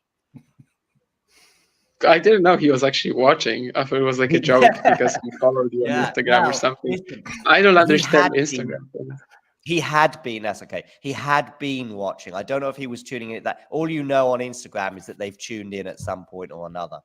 But he I don't know Instagram whatsoever, so I thought it was just like him following you or something like that. No. I didn't even know we are streaming on Instagram. We are, Damien. There you go. We are. We're on the internet. Horrible platform. I absolutely hate it. Damien, I mean, what about Twitter? I mean, is that a wonderful platform? It's good for dinosaurs like me. It's good for dinosaurs. Yeah. It's very, word heavy, even though it's just 280 characters. Like, it's literally words, and I can handle words. I can't handle reels, pictures, and stuff. I used to be of the same opinion, but I created an account a year ago for the Talking Tennis thing. And Osaka's got a break, by the way. 3-1 she leads. Yeah, but it is what it is. You know, you got to keep up with the kids. Isn't that right, Eddie? You got to keep up with the kids. You got to get on the Instagrams and stuff like that. Yeah, TikToks. yeah, exactly. Yeah. You're... Eddie's prominent. He's on the Instagrams. I'm on Instagram, yeah. I mean, I'm not prominent. Justin Bieber, 10 million. There's a football journalist. What's his name? And I think he's Italian. Like, he's probably the most prominent football journalist in the world right now. Yeah, I know. I've forgotten his name. He's kind of like Here we go guy. What's his name, Kira? Who says here we go? Yeah, here we go. Yeah, that guy. Fabrizio Romano. Yeah. Fabrizio Romano. Thank you. So, thank you, Jake, as well. Yeah. So, yeah, look, by the way, kid it here. Where's Nick Sonego retires? It's not just Nick, by the way. It's also Miles as well, and one or two others, I think, that have highlighted that in the past. He's not an actual journalist, though, right? Like, he just only posts about transfers. Right. Like, I guess it is part of journalism, but like, he's like specifically transfer stuff, I think. I mean, he's almost an agent. He also gets paid to plant stories and help players get boosted contracts and all sorts of things. There's all sorts of skullduggery going on. Anyway, I thought, you know, as I said, I thought he was like the Jose Morgado, and I just checked out his Twitter account recently, expecting to see 200,000, 400,000, 500,000 followers or something to just show someone, or even. And I looked at it, he's got like 8 million followers on Twitter. It's like nuts. I mean, people love football, and that's how popular football is. Yeah, I know it's global. Yeah, Jose Morgado wishes.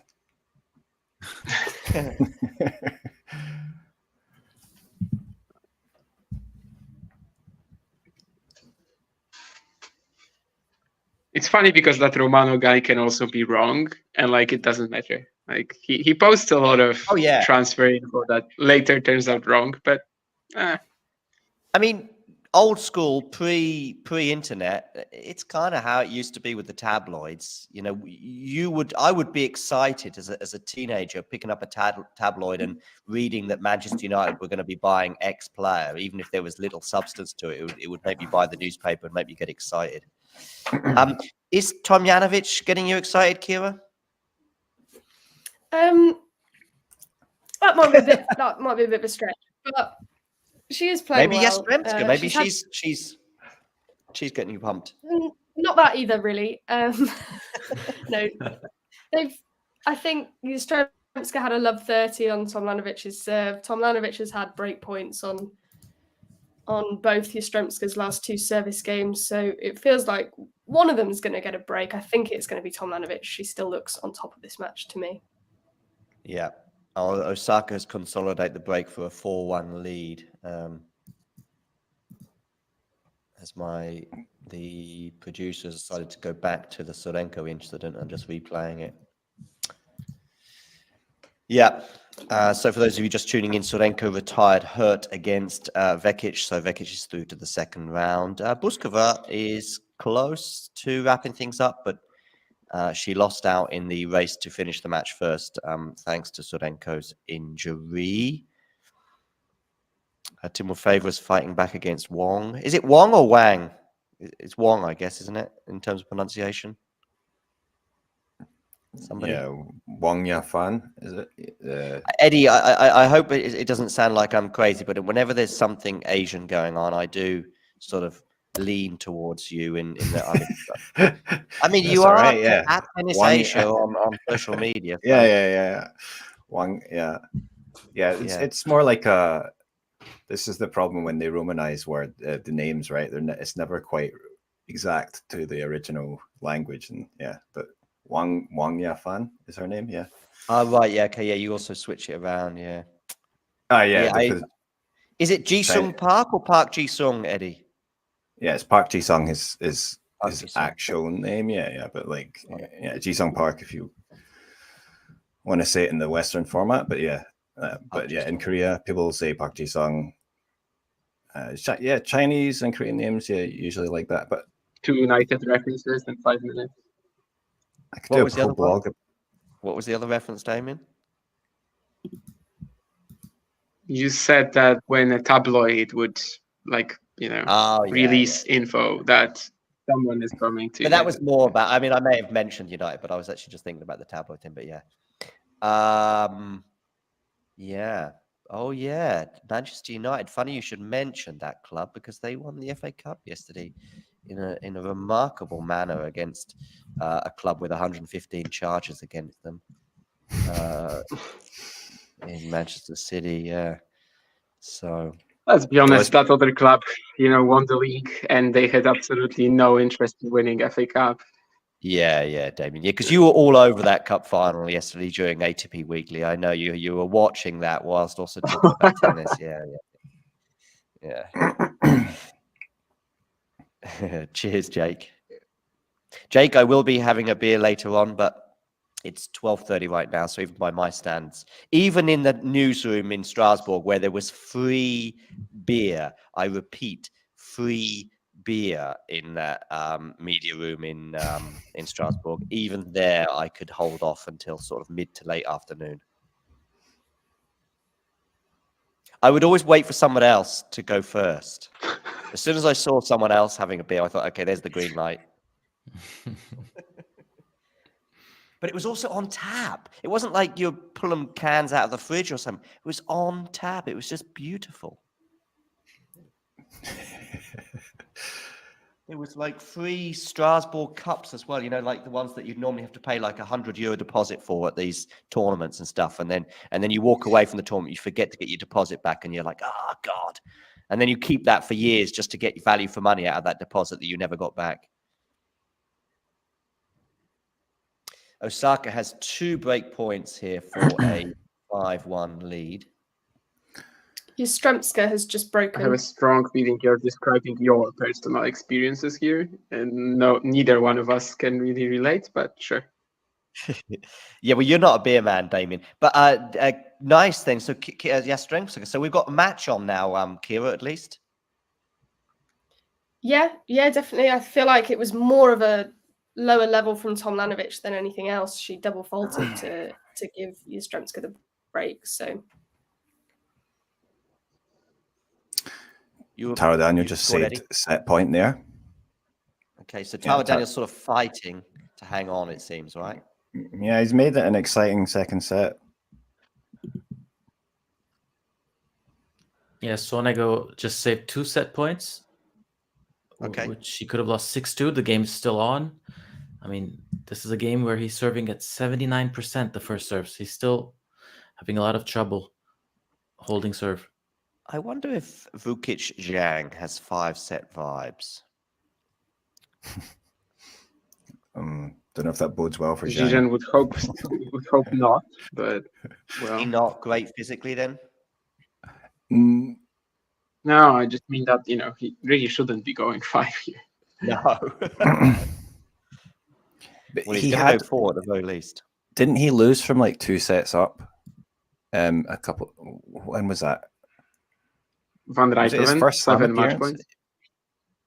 Right. It probably no. He made Wimbledon as well in 2021, but that was like the one where we actually thought he might do something and beat Ruud in the second round.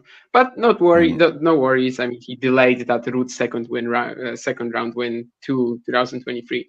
But yeah, he had 2 sets up on Van Rijthoven and he missed 7 match points. Yes, that was the same summer when he missed 8 match points against Marterer as well.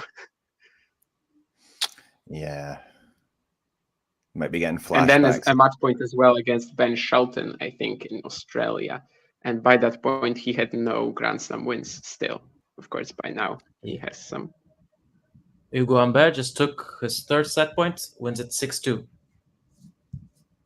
Okay, nice. By the way, I don't know if you can see the screen right now. I've just played with the different setup or whatever, and we are so tiny. I don't know if you can see that, but we're like we're like little dots in the corner. For me, 3 of you are behind the live sign. I'll just wave. Oh right, okay, yeah, right. I can see what you mean. Yeah, What else can we do? We can do this one where we just sort of dominate and the matches don't even matter. You just listen to us. It's a bit much, isn't it? Yeah, it's a bit much. Yeah, I think it's a bit much for our audience at the very least. Anyway, we can just go back to the sort of conventional. Another one. set point here for Rublev. Oh, Was that there has not straight set vibes. All someone right. else going to join? Well, allegedly Scott, but I don't see him anywhere yet. So, but he's indicated he would. He sent me a message the other day saying, "Yeah, I'm up for that."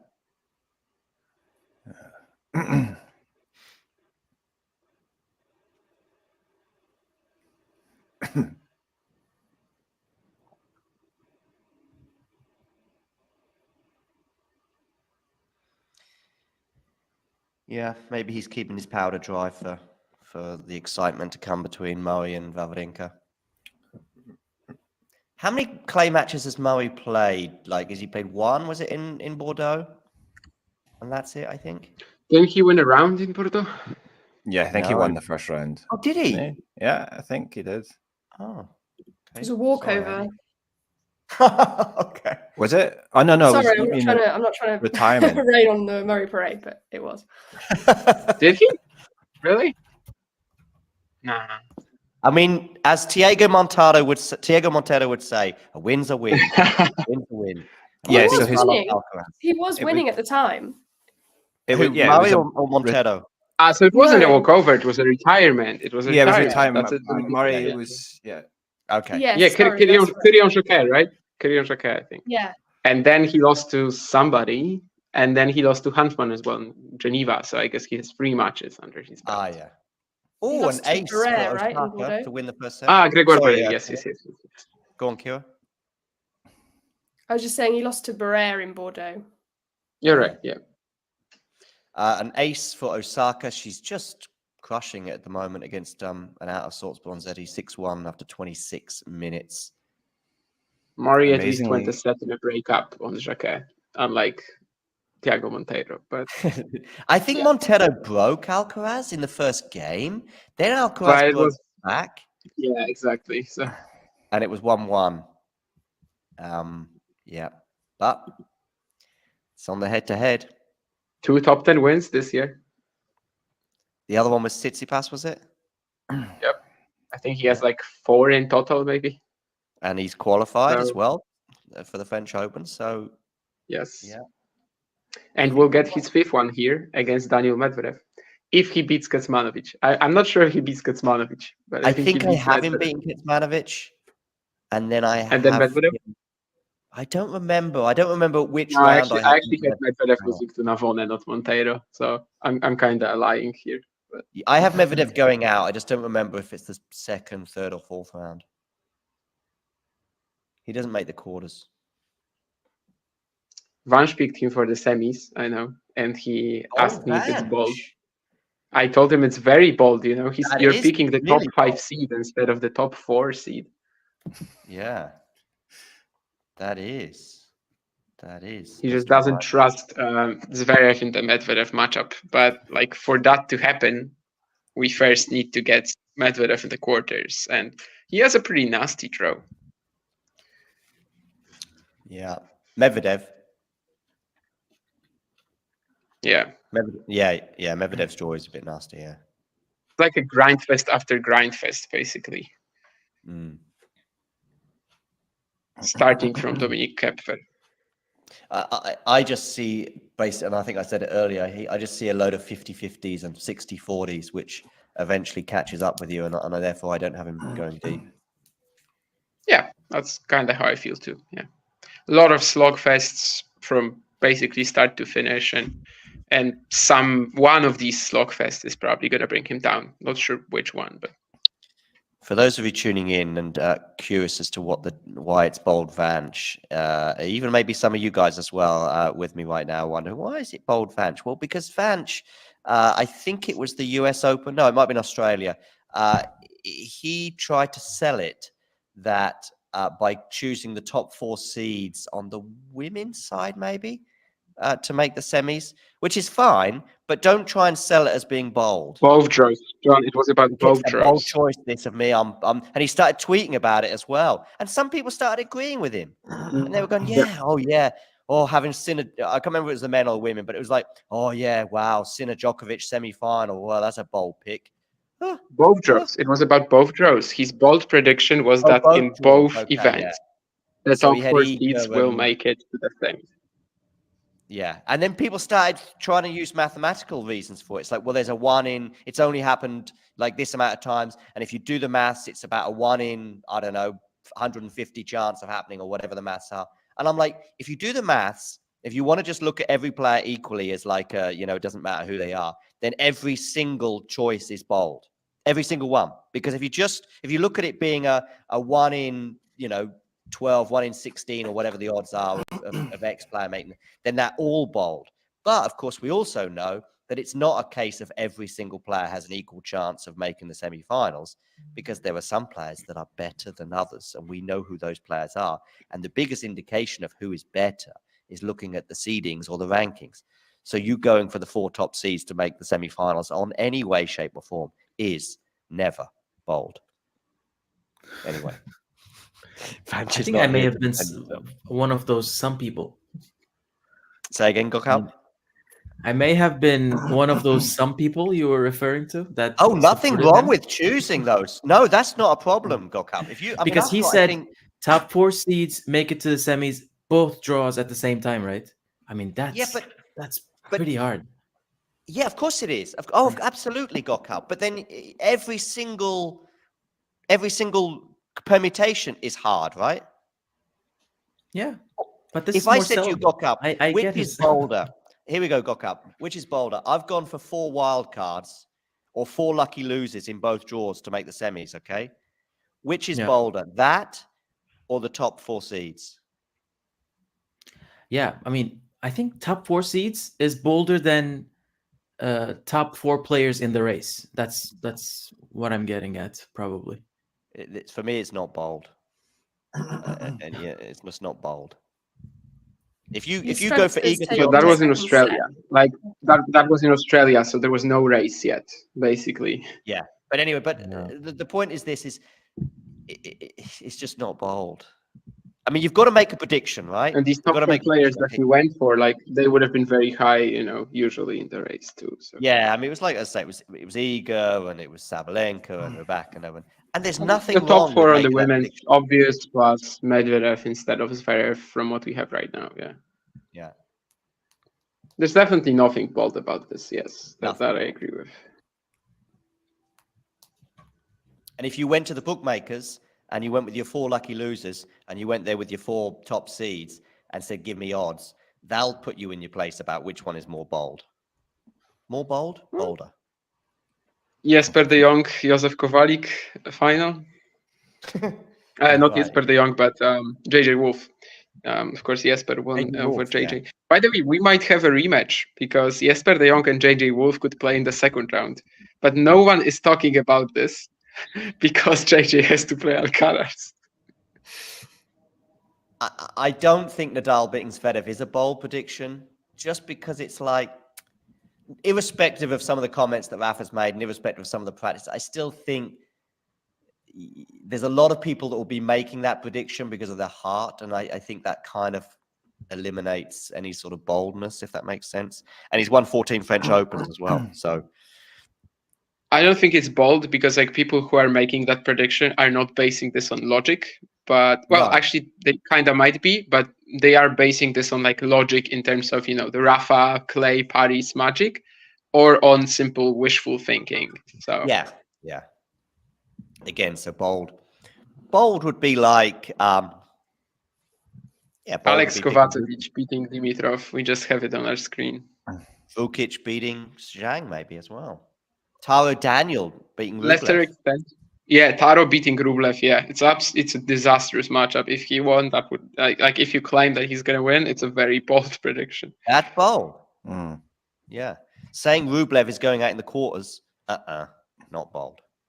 Although actually bold because it would mean he beat Tsitsipas en route. So Rafa bold, Dimitrov bold. Who else is bold? Actionov.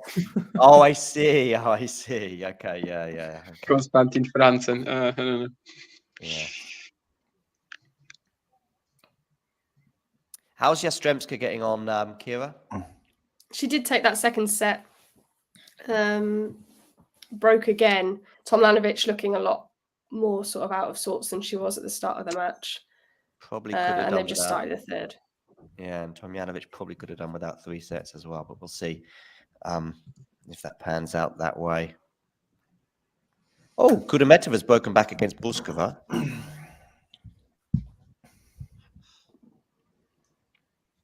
I think I have Kostyuk getting to 3rd or 4th round.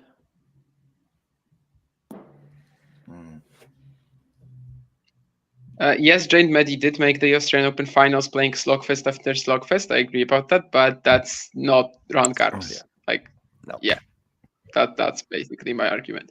Like, I wouldn't be saying the same if he got the same draw at the Australian Open, you know? Oh, absolutely. Because I don't think also on hard courts, like, these matches would be that sort of Slogfest. Like, it wouldn't, like, Medvedev Monteiro round 2, Medvedev Navone round 3, for example. Like, these aren't potential threats in Australia or at the US. No. So this is like strictly this event. This is strictly this slam. Yeah. Did you get any positive news from Surbiton, Damien? No, I actually got a response that I didn't get in because I'm not British. You're kidding. No, yeah, because they prioritize national something and stuff like that. Yeah. It seems silly to me. Yeah. I mean, from like a business model, you know, this is an event run by the federation, by the British Tennis Federation. So, like, I kind of understand it, but on like a general level and sort of in ways of promoting the tour, it is really silly that you've got about 2 or 3 people who are willing to travel around the world and share it with a global audience rather than a British audience. That would be. I mean, I remember in Buenos Aires having a similar sort of thing, and I'm thinking, if you want to be a bloody ATP 5, I mean, I got accredited, but it was a bit of a slog fest, let's say, in terms of them telling me like last minute. And then not only that, just getting questions in the press conferences were like, oh, we have to prioritize Argentinian journalists, and I'm like, yeah, well. It should work the other way around, really. That if you come to that Argentinian event, you know, you get like, I'm not saying special treatment, but like you should get your chance, let's say, because you've given a lot of effort to this. Of course, I'm not blaming anyone who made the decision because likely it wasn't their call, but on like a general level, it is absolutely very stupid. Yeah, I agree. But well, what can I do about it? Surbiton is getting off the schedule anyway, so maybe next year Birmingham will be more welcoming. And of course, generally, I wouldn't care. Like, you know, there are about 200 challengers on the tour, but it's the only grass one that I could have seen this year, right? So that's like the only sucky part of this. Yeah. Otherwise, you know, it's not a big deal. Like the only one is that, well, it's my only chance for grass this year. I'll delay it for next year. I get a vibe from you, Damien. You like the old grass court season, right? You like the grass and the speed and all that stuff. I've seen Halle before live. It wasn't, you know, as media though. And it would definitely be something unique. Like, I tend to look at these events, which are like at least a little different in terms of the conditions or whatever. Last year, of course, I went to Ismaning, and turns out that was a very fortunate decision because it's also of the schedule, and there's not going to be any carpet challenger anymore. So grass would kind of be in the same vein. I mean, obviously, grass is staying on the tour, but well, you only get these 3 weeks in the United Kingdom. So, well, anyway, maybe next year. Yeah, anyway, tennis communication. Strasbourg said yes, then they said no, and I thought that was I thought, what's going on here? And then they said yes. I had 3 different emails, 2 of which said yes and 1 said no, which fortunately in the end meant yes, but that's tennis communication for you.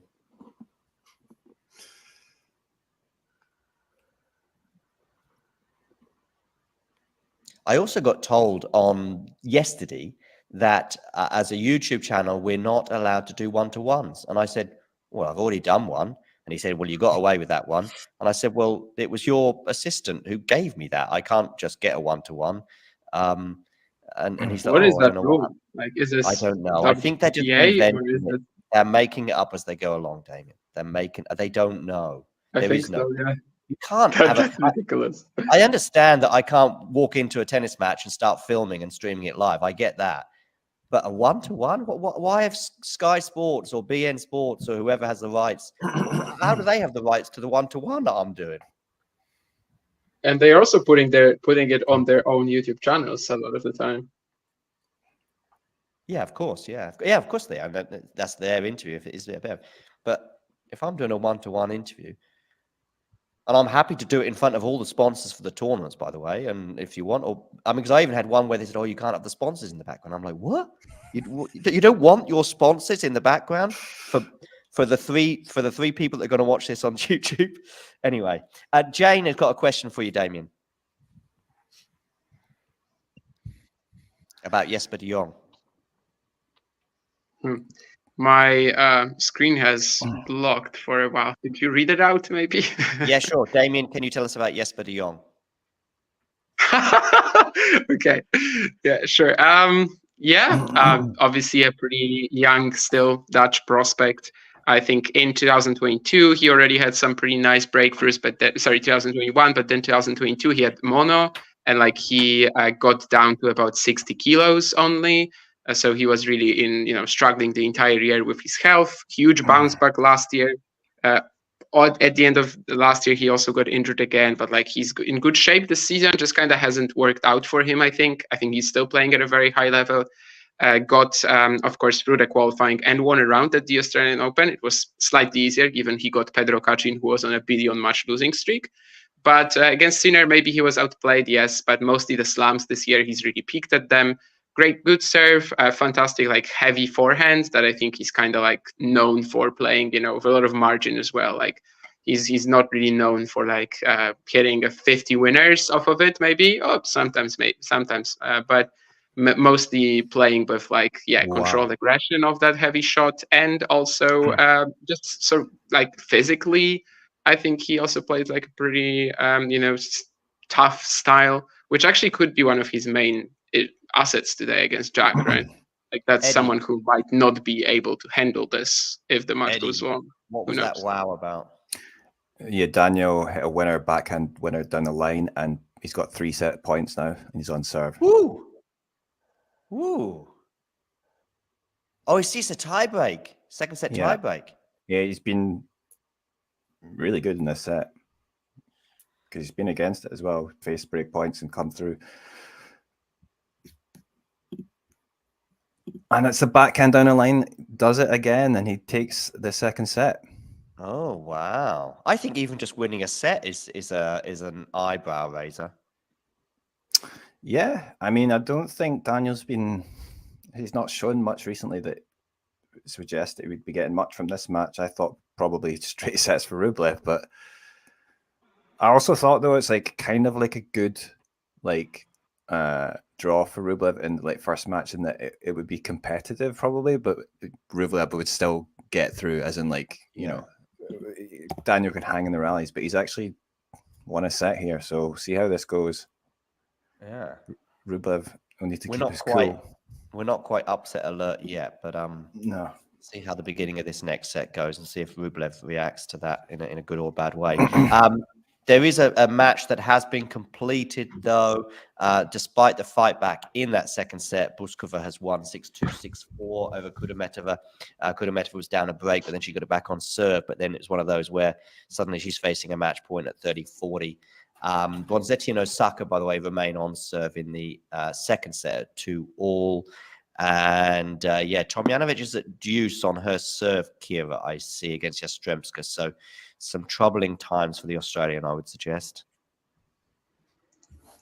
She's at advantage now, but she's saved a few break points so far. I think this is really important. I think it could run away from her if she doesn't hold her. Yeah, that's what I was just thinking. If Martinez has won the second set. Sonego, Humbert, Gokalp. Are we getting some nice like French momentum now on that court? Maybe the opposite. I mean, Hugo Humbert, I just realized he made only 4 unforced errors the whole second set. Very unlike him. And in the beginning of the third set, in the first game, he made 3 of them. But he survived. He saved a break point. It's on serve. Sonego serving at 1-2. I have the schedule for tomorrow, by the way. Oh, you got the schedule for tomorrow. What time when's Rafa on? Is it like second on third on Chatrier? Third on Chatrier. So sort of mid to late afternoon. Third on Chatrier. The night session is also somewhat predictably Monfils Saipov-Pip. Yeah. Sasha Vickery, a friend of the show, gets Philippe Chatrier against Ons Jabeur. Does she? I wonder if it's because of her friend of the show status, maybe. Maybe. It could be also because of her Ons Jabeur draw, but I don't know. But yeah, Sinner gets Langland, Tsitsipas gets Langland, and I guess Swiatek gets, of course, center, as you would expect. Arnaldi Fields is a show court match, which, again, you kind of had to expect it, I suppose. This is on the Mathieu court, this Rublev Daniel. Okay, that is packed. I see Rublev Daniel is packed, Eddie, the stadium there. Everyone wants to support Taro. Yeah, I mean, there was a lot of cheers for his second set win. But then Taro Daniel was also sort of geeing up the crowd as well, I see. Yastremska has just broken Tomljanovic. Brilliant backhand return. And it sort of feels like she's going to run away with this now, to be honest. I think Tomljanovic is sort of struggling. She's looking really frustrated. For those of you just tuning in, but also for the other people on board with me right now, I plan to stay live till about 3 o'clock, something like that. One of the 3 o'clock Central European time. But obviously, if you're watching a match and it finishes and you want to get off and do other things, then that's completely fine. In fact, you can go off whenever you want, to be honest with you. But for those of you actually watching as well, I'll stay live till about 3 o'clock. If Taro Daniel and Rublev goes 5 basically until the end of that match potentially is what I'm It's not because of what you said right now. It's actually because of the schedule getting uploaded, which means I have some work to do. But I will get off now and I'll leave you guys to it. I'll keep watching. Zhang actually has just secured a breakpoint, I think, in the third. But maybe I will also tune into Taro Daniel if he keeps pushing Rublev, which, well, would be like not upset of the century, but upset of the round, I think, maybe even on the first slot. But anyway, I'll leave you guys to it and see you probably soon. Cheers, Damien. Bye. See you.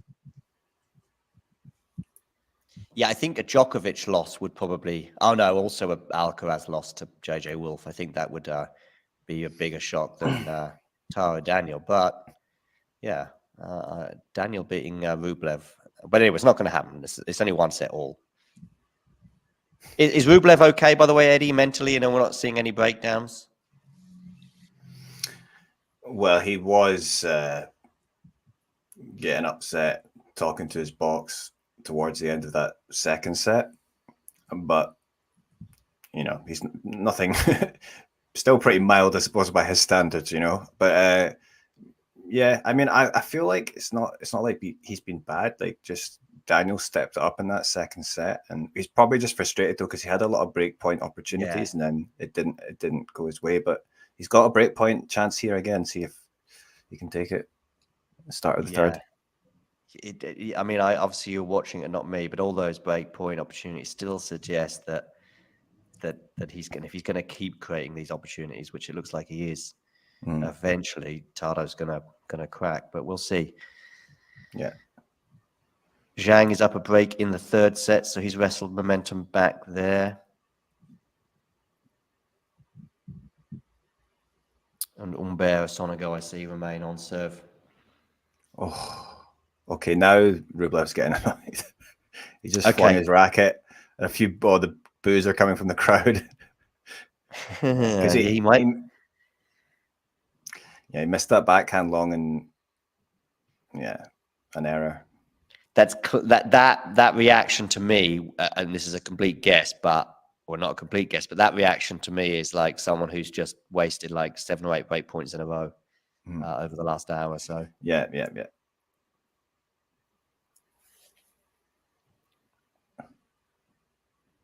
I still feel that's a good sign though for Oh Andre. man, he's getting hungry. Okay. Just as we were starting to talk about it. Yeah, well, I talked it up. For those of you tuning in, by the way, do hit the like button. And if you are new to the channel, please do hit subscribe. We'll be with you for the next 14, 15 days, bringing you plenty of these watch-alongs, but also the Last Ball Drops show. And for those of you not sure what the Last Ball Drops is, it's basically a show we do. As soon as that last ball drops at the French Open, we go live with a review of the day. We tend to do them till about the quarters, I think, including the quarterfinals. We don't do them after the semis and the final, but we do similar reaction shows to those, but just of a slightly different vibe. I'm seeing in Bronzetti's team a good sign. The lady who got had a cancerous tumor removed. I'm trying to remember her name. The Billie Jean King Cup coach of Italy. Billie Jean King Cup. What's her name? Is it Garbin or Garbin? Yeah.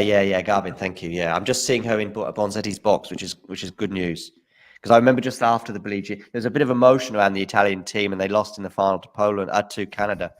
And then I just thought it was, normal reaction. But I think in the days that followed, it was like, okay, because she had to go to hospital to have some treatment, and that wasn't known at the time. But yeah, Garbin, exactly. But I'm seeing her in the box, so that's great news. Bronzetti. Osaka, though, not good news for Bronzetti. Osaka has a break point, which I'm going to talk us through here at 30-43 all. So it's not quite a mini match point, but you get the vibe. 30-40 here. Bronzetti to serve. It's pretty windy out there, it seems. She goes long on that first serve by quite some distance as well. So a second serve here for... Oh, what's that all about? Again, Rublev just threw his racket down. It didn't break, but that was a pretty angry... Did he lose the game? Has he lost the game? No. I mean, it was just the opening point of his service game. He just so he did, but he didn't break then. He didn't break. Yeah, he didn't break. No, he didn't break. Yeah, got it. And by the way, Osaka has not broken either because she dumped a backhand into the net. So deuce now at 3 all.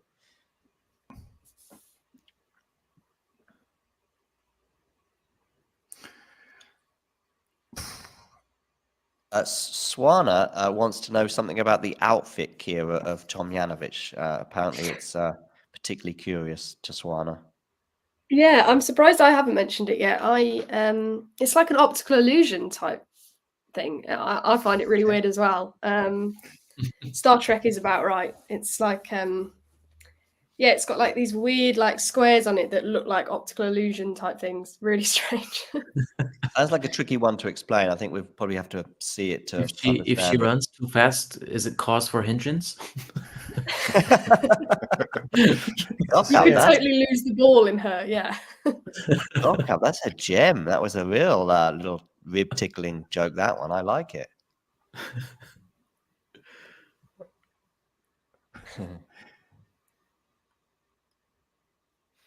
Bronzetti now has a game point, and the ball is bouncing pretty low from both players. Osaka really hitting that flat ball, and that flat ball actually ends up helping her win the point. So we're back to deuce. Let me see if I can find it, Jane. Let's see. I doubt it because the people taking these pictures normally takes a while for them to upload them. I can show you on a screen if worst comes to worst. But let me see if I can find it. I'm just seeing a bunch of Tomljanovic outfits from the last 5 years or so.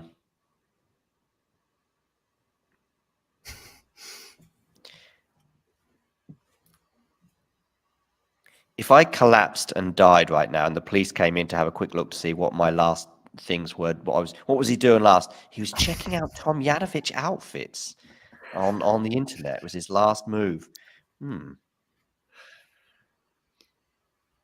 Are you giggling at my lame attempt at a joke there, Eddie, or was it something else going on with Rublev? No, it's just you. Okay. I'm glad somebody found it amusing.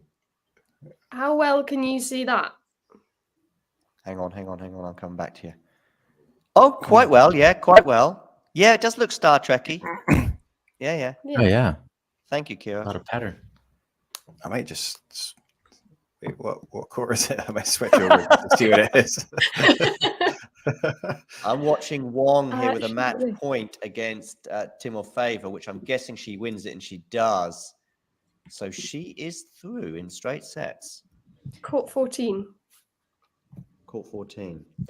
Nicky Boy, by the way, please, Nicky Boy, hit the like button. And if you are new to the channel, hit subscribe.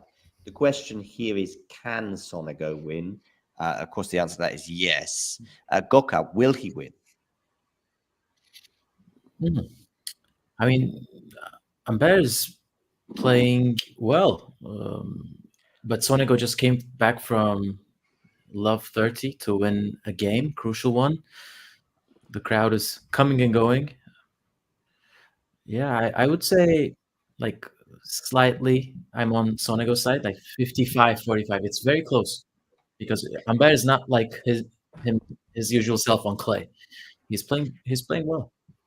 I'm going for Humbert, or I went for Humbert this morning, and because I was one of those sort of last minute draw prediction things. Sometimes pretty much every slam for the last couple of years, I've actually done a video on me making these predictions, but just time got the better of me in the end. So I just did it without recording it. But yeah, I went for Humbert, and you know what? I just thought it was a 50-50 one. And then I remembered meeting Sonego at Malaga Airport last year, and I don't know. It just didn't give me professional tennis player vibes. That is what you're basing your prediction on? Yes, yes, it is what I'm basing my prediction on. Can I tell you? I'll tell you a little bit more. I need to elaborate. He was getting told off by his girlfriend. He was getting she was really annoyed with him. I have no idea what about. Then he's gonna lose. I guess so. Therefore, 6 months later, he's going out in round one against Hugo Humbert on court Susan Longland. So that's why I went for Humbert. Yeah. They played each other in Monte Carlo, right? What, Sonego and his girlfriend? Probably as well, but I was talking about what Sonego happened and in? Humbert. So I In should this be basing it on what happened in Monte Carlo. What happened in Monte Carlo happened in Monte Carlo. And no, go on, Kira, who won that? I don't even know. Sonego won it, right? Hugo Humbert in 3. Hugo Humbert won it. Well, there you go. I mean, Humbert's been playing well recently. I think I picked him. I picked him before this to win it, but probably if Sonego gets through, though, that would be good for Zhang, because they will play the winner of Zhang and Vukic will play Humbert or Sonego. And Rublev again is close, but we've been here before against Tara Daniel. Well, he missed one break point in this He's already game. had another break point in this game. Yeah, but he's got a second break point now, so I mean, I don't know how many break points this is in a row, but it's quite a lot. We're probably getting to double figures now, I thought. Oh, 2 break points for Sonego. Okay.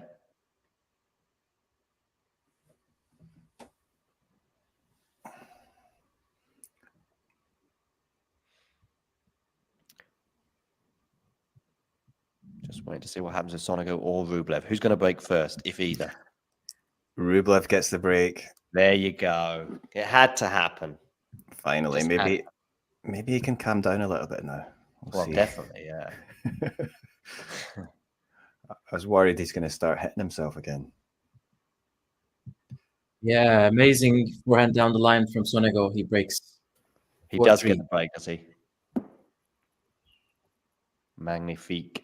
Well, see, yeah. So Zhang versus if Sonego does win that, Zhang versus Sonego again, this is a sort of 50-50, I would say, and then I think either might play. Is it Alcaraz in that section? I can't remember. Is Alcaraz and Humbert to meet in the third round? Is it? No, you're asking me. Get it up. We're all typing away trying to get the draw up. Oh no, sorry, Tsitsipas. It's Tsitsipas. I'm sorry, I was confused. Yeah. So I mean, yeah, that's going to be hard. Yeah, this is the toughest section, I think. Section 5. I'm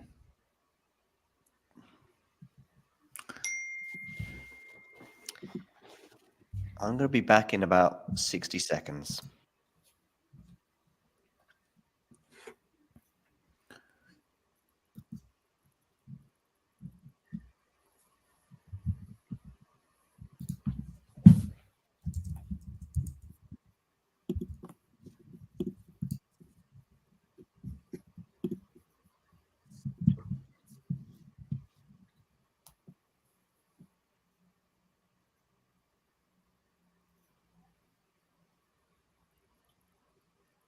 So Sonego did break, did you say? Yes. Yeah. I think I had Sonego to win that, but I'm not sure what I based that on, as with most of my predictions, because I remember watching that Ugo Humbert match in Monte Carlo, and Sonego started off well and won the first set, but Humbert sort of figured it out pretty quickly after that. So I don't really know why I went Sonego. I thought maybe he's the sort of player who thrives on those sort of revenge matches. Yeah. He gives the vibes, definitely. Yeah, exactly. I watched that Monte Carlo match as well. I thought Sonego was going to win, and then Humbert played patient, attacking tennis. Yeah. The crowd was crazy as well. Yeah, it was a smaller court, right? It wasn't the center or anything. No, smaller. But Monte Carlo, they often have a lot of Italian fans and a lot of French fans, right? And it felt like there was like two sides to the stadium. It was, it was quite cool. Oh, I've just seen that Bronzetti's come back again against Osaka in that second set. Oh yeah, 5-4. So some people were thinking maybe this would be upset, like Bronzetti beat Osaka, but I'm playing the fantasy game on the website of Roland Garros, and Bronzetti was like the heavy favorite. So I put my 3 balls on Osaka because it's giving a lot of points. But that game thinks otherwise. They think Bronzetti is the favorite. Oh, that's weird. That's really okay. Yeah, I mean, I'm not sure if they just take ranking into account and that's it. It might be the case. Right. Yeah. Maybe that factors into it, yeah.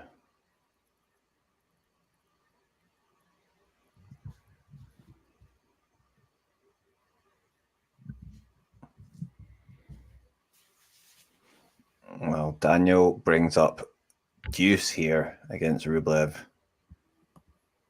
Maybe a chance to break back. Yeah, 30-all here. Similar situation.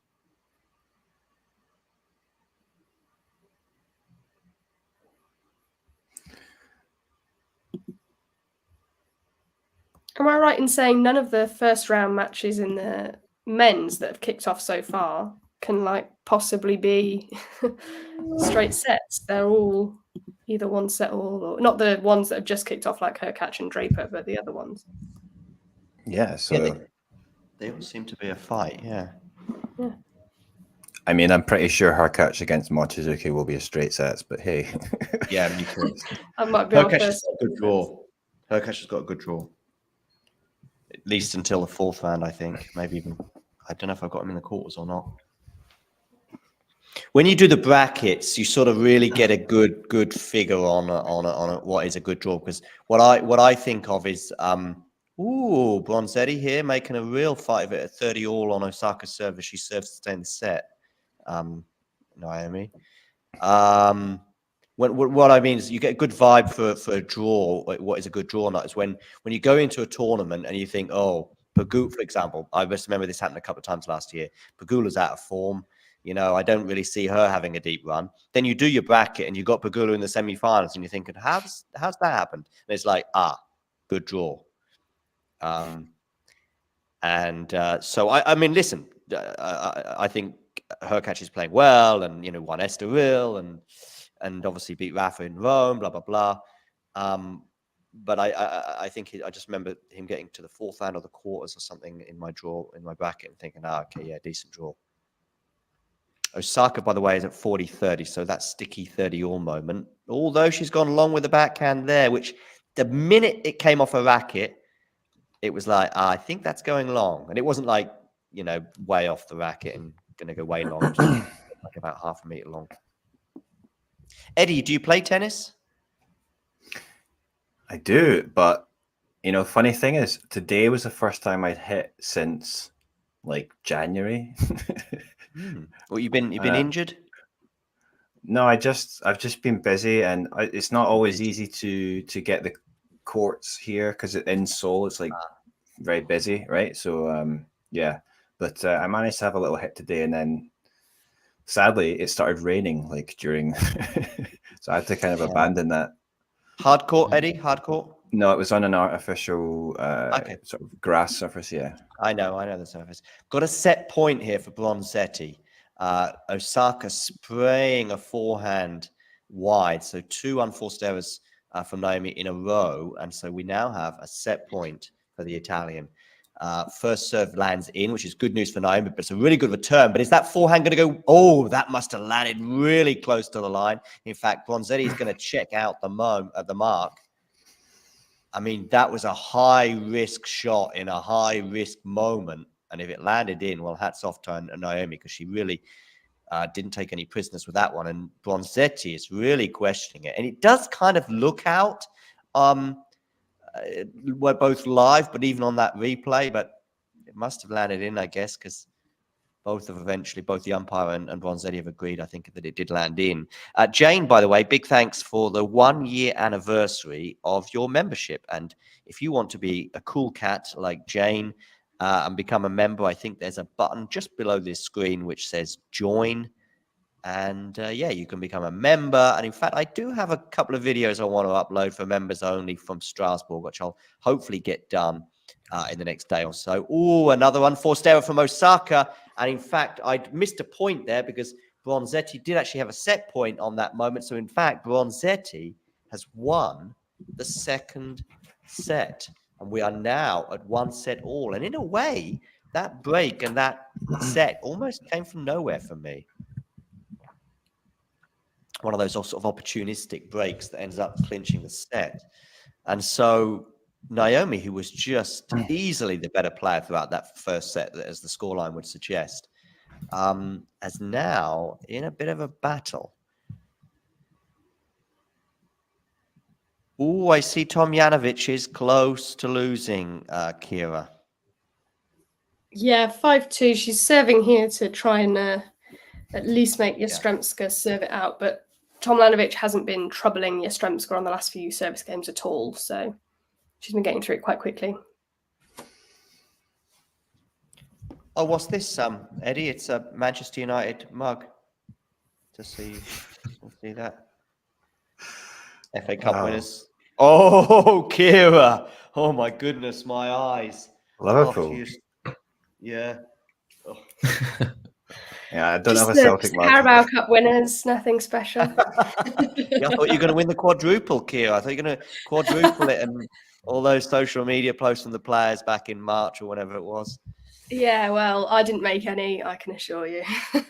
Did anyone see Jurgen Klopp doing a social media post, which, I don't know, I think I've done equally good or bad ones, of him walking towards the paddle courts this week? It's been doing the rounds. Yeah, he's got a rucksack on, and I thought he was about to say he's going to go play golf, but he took me by surprise with he said it's been 5 days now, and just want to say thanks for the goodbye. But anyway, I'm off to the paddle court and for a lesson, I think. And so yeah, maybe we'll get him on talking tennis, maybe somehow. Who knows? Apparently, he's going to be at the Taylor Swift concert in a couple of weeks' time at Anfield. So He's I might be able enjoying to. it. I might be able to grab him then for a quick tennis chat. Yeah. Are you a Taylor Swift fan, Kira? Yeah, I'm going to the concert, so yeah. Well, yeah, there you. Oh, wow. Oh, I see. So, okay, yeah, gotcha. Yeah. Well, I mean, that suggests you're a fan. Yeah. I'm not, I'm not going to be dressing up as her to go or anything, but yeah, I like her music. Got it. Kostyuk is already a breakdown against the Brazilian Pagossi. And Tomljanovic, I see, has a game point for 3-5. Yeah, she's just taken it, so Yastremska will serve it out, but I've got very high confidence that she will serve it out. She's sort of turned this around really well. I think she's just put, to me anyway, it feels like she's just putting more into the shots, so it's a lot more speed, a lot more pace coming at Tomljanovic in the last 2 sets, I think, that she's not dealt with. Did you say at the beginning there that Tomljanovic had held that service game, yeah? Yeah. The reason I say that specifically is I think, which is good, and it doesn't matter, but you're ahead of the scoreboard. Which what channel are you watching this on, Kira? Discovery Plus. Yeah. Okay. I'm watching on Discovery Plus too, but in the corner of my screen it says Eurosport, but I don't quite understand how. Yeah, mine says that as well. Yeah, they're now connected now. Yeah. Yeah. But and yeah, I think I have a Eurosport account and a Discovery Plus account, and I have to pay for both. I think I get confused with what I'm paying for. Yeah. I wonder how my stream is in terms of 3015. Let's see, because normally my stream is dreadfully far behind. Let's see on the screen. I'm waiting for this point to end. Yeah, I think has 3 set points. Who has 3 set points, Gokal? Sonego. Oh, And he Sonego takes of Malibu Airport fame. Oh, he takes it. Perfect game from him. 3 unreturned serves and then 1 drop shot, passing shot combination. 6-4. Who would have thought that my analysis of that match might be a little bit off? My prediction and you never know. It's 5 sets. That's a 5. Oh yeah. Oh, thanks, Gokal. Good job. We got Gokal here to remind us how many sets there are at slams on the men's side. It was as good as the analysis. Fair, guilty. 40-30 anyway. Sorry, 30-40, which is not very good analysis. 30-40 on the Bronzetti serve here. So a chance for an early break for Naomi. If you get a match point or something dramatic happen, Kira, which obviously seems very probable, although 30 all I see. 30 all, yeah. Tomljanovic making a bit of a go of it. Yeah. Backhand here from Osaka. Bronzetti in trouble there because it was just bouncing so low and she couldn't get the slice over the net, and therefore Naomi Osaka has broken 1-love early break for the Japanese at the beginning of this third and deciding set. That's a big I've got break. a match point here for Yastremska. Okay, cool.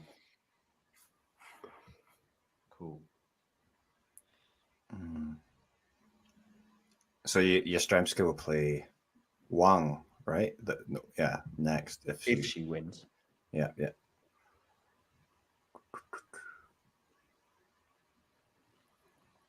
Yeah, big serve from Yastremska. Tomljanovic can't return it, so she makes it through. And she will play Wang in the next round.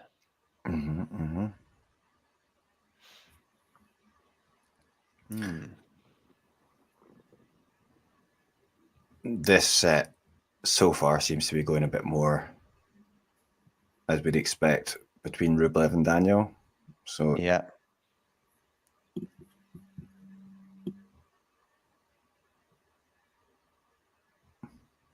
Oh, I see Zhang took the third set over Vukic. I still expect Zhang and Rublev probably to win these matches in 4 sets, but yeah, the vibe at the moment, I think Daniel's he's past that wave of momentum, and I mean, still another set to play even if Rublev wins this. So things can change, but I just feel like Rublev is playing well enough that that's probably not going to happen. He should close it out. Yeah. Yeah, so we'll stay live until probably Humbert, Sonego get done, or one of the, if Rublev, Daniel does go 5 or something like that. And then tune in later. I think Tom and Isabel are going to bring us Murray against Wawrinka. I think Wawrinka is quite keen to stay another year on the tour. I think from what I think it was Stan was talking, or it might have been Magnus Norman. One of the two was talking about for Stan's, longevity, and I think it might have been Stan himself was just saying, "Look, I'm enjoying it. I want to keep playing." And he's not getting injured.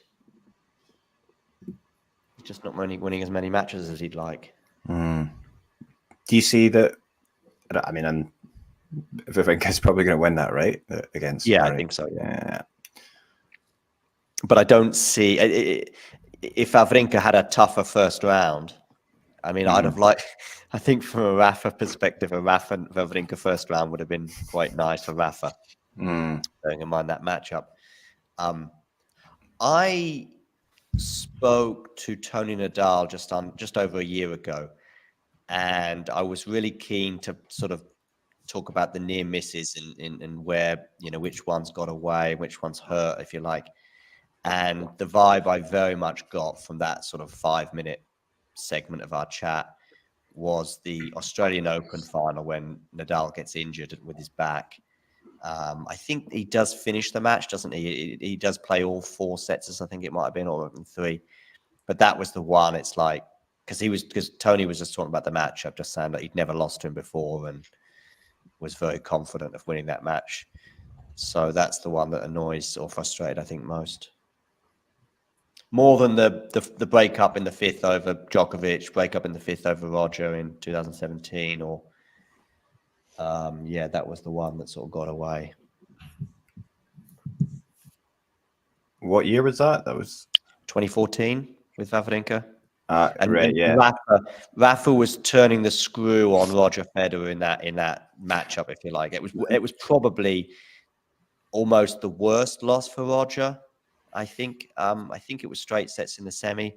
It was almost peak Rafa on a hard court against, and it was just that momentum shift in that. Which, by the way, Roger Federer did great to wrestle back in the latter stages of his career, but it was just like, I don't think Federer was ever going to beat Rafa again. That was those sort of vibes that match gave off. And so having won that so dominantly, Rafa was going into that final, I think, very confident. That was Wawrinka's first slam, wasn't it? Yeah. Was it? Yeah. Yeah. I think so, yeah.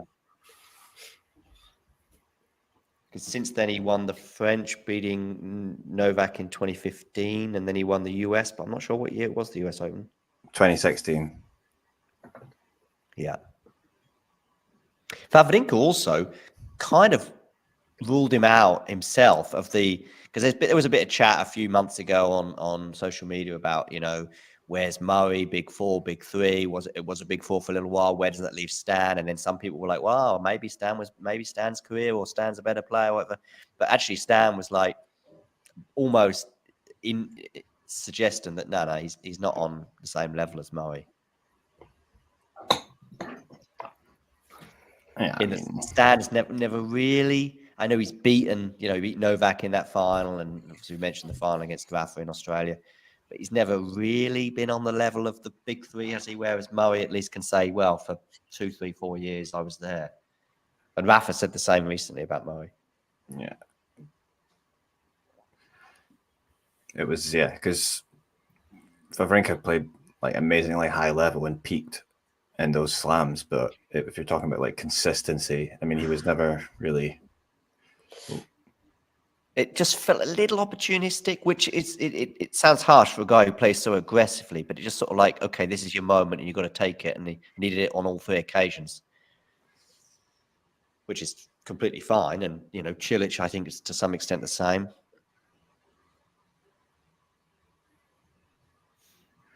Nakashima taking the 3rd set. Go on, Eddie. Yeah, I mean, but if you forget, it was like a good 5-6 years. Like, I mean, it was pretty much just, yeah, when it was always them that were gonna fighting for the slams, wasn't it? Between 2008 and like 2013 or something. The only thing is, though, that Andy just kept getting to the final and sort of kept losing for the first sort of 3 or 4 years of that period. I remember the US Open, of course, that he won in 2012, and that was the turning point. But I thought he was going to lose that final in the 5th set when it went to a 5th. Because I think I think Novak won the 4th, I think, set of that final, and Andy then goes for that long bathroom break. It's funny, like, actually, I mean, but also like Andy was doing well, like in all the Masters and that back then. Yeah. But it's funny, like watching like old interviews of like, because now they're all quite friendly, like Federer, Nadal, Murray, and all that. Yeah. Right? Okay. So there was a bit but when Murray was coming through, like Federer was like, he was quite salty sometimes, like in the interviews and stuff like that, because he had like a winning record, Murray, against Federer earlier on, but then he was just, but then Federer was just like, so what? Like, he's done well in the Masters, like he's not done anything in the slams. Oh, and wow. Stuff like and stuff like this. So, but it just seems weird now because, like, you know, it does, because I mean, when you think about, I don't know if you remember at the Laver Cup, I think the year I guess Federer retired, so 2 years ago almost. And there's a funny moment when I think Andy Murray's getting a bit of treatment, and I remember Roger saying something like, "Be careful with him, it's Sir Andy Murray," or something. It's like, lovely vibe and quite funny, and yeah, that does. But Roger could get a bit salty. I mean, nothing wrong with it, by the way. But yeah, he could be a bit salty. There's even suggestions that him and Rafa, like the first couple of years, weren't that pally, which of course right now is difficult to imagine. set point here for Rublev. Osaka, by the way, got a double break. Sorry, go on. Yeah, just a set point for Rublev on Daniel's serve. And he'll get a look at a second serve.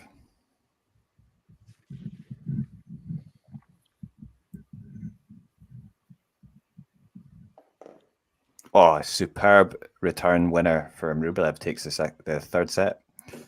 Yeah. You got any Murray Wawrinka thoughts, Kira? Yeah. I don't know. I've said before, I think it could be quite a painful watch. I hope it isn't, but I think it could be quite a painful watch. I don't know. There's always something about Andy Murray in a slam, right? Last year in the Australian Open and those 5-setters, but it is a different Andy Murray we've seen recently. So I don't know if we can really expect him to have that same. I'm sure he'll have the same fight, but whether he'll have the same success in trying to fight, I am not sure. Bronzetti's still fighting here, even though she's down a double break, which is obviously good news for her.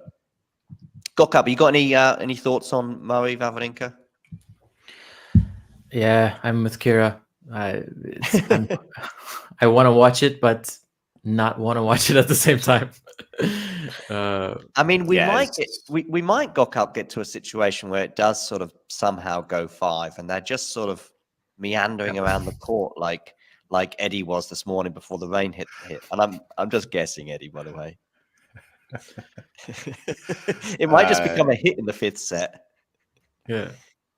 I mean, well, I guess Wawrinka's not actually he's not been very good either. So it's not like, yeah, but I just think, yeah, it's just the conditions. Just Murray's just not suited for it. That's the problem. So, and honestly, yeah. Watching him on clay, it's quite difficult to imagine how he made a French Open final in 2016. 16. Yeah. And he won the first set.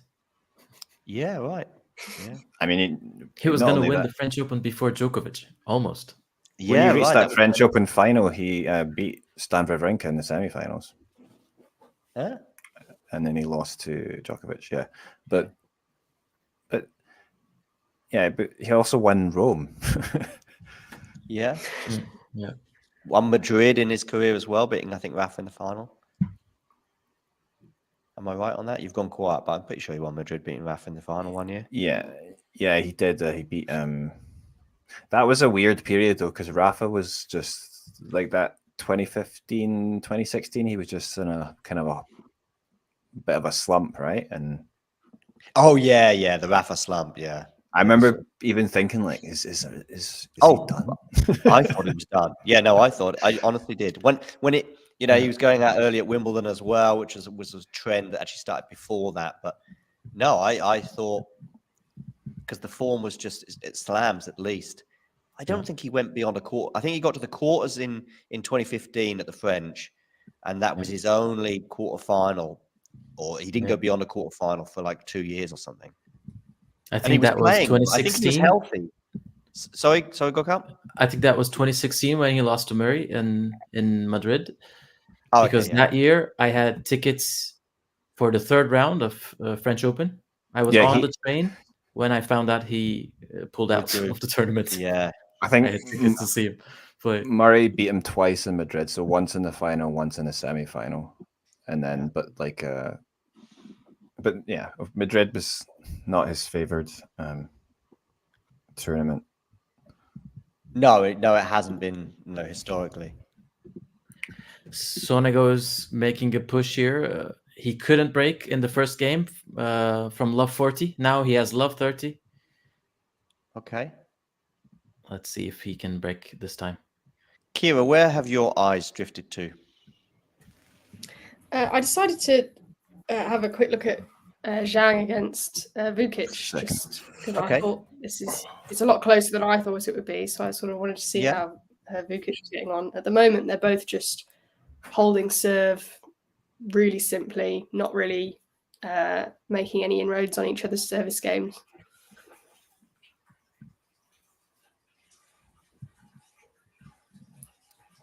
I will say on the Wawrinka Murray again, I do think people are perhaps very quick to say that Wawrinka's quite an obvious favourite for that one. I understand why, seeing Murray recently, but I wonder if they've seen, this sounds really bad, but have they seen just more of Murray not being very good, and have they not seen Wawrinka not necessarily being very good? Because I think Wawrinka's probably won the same amount of matches in the last month or two.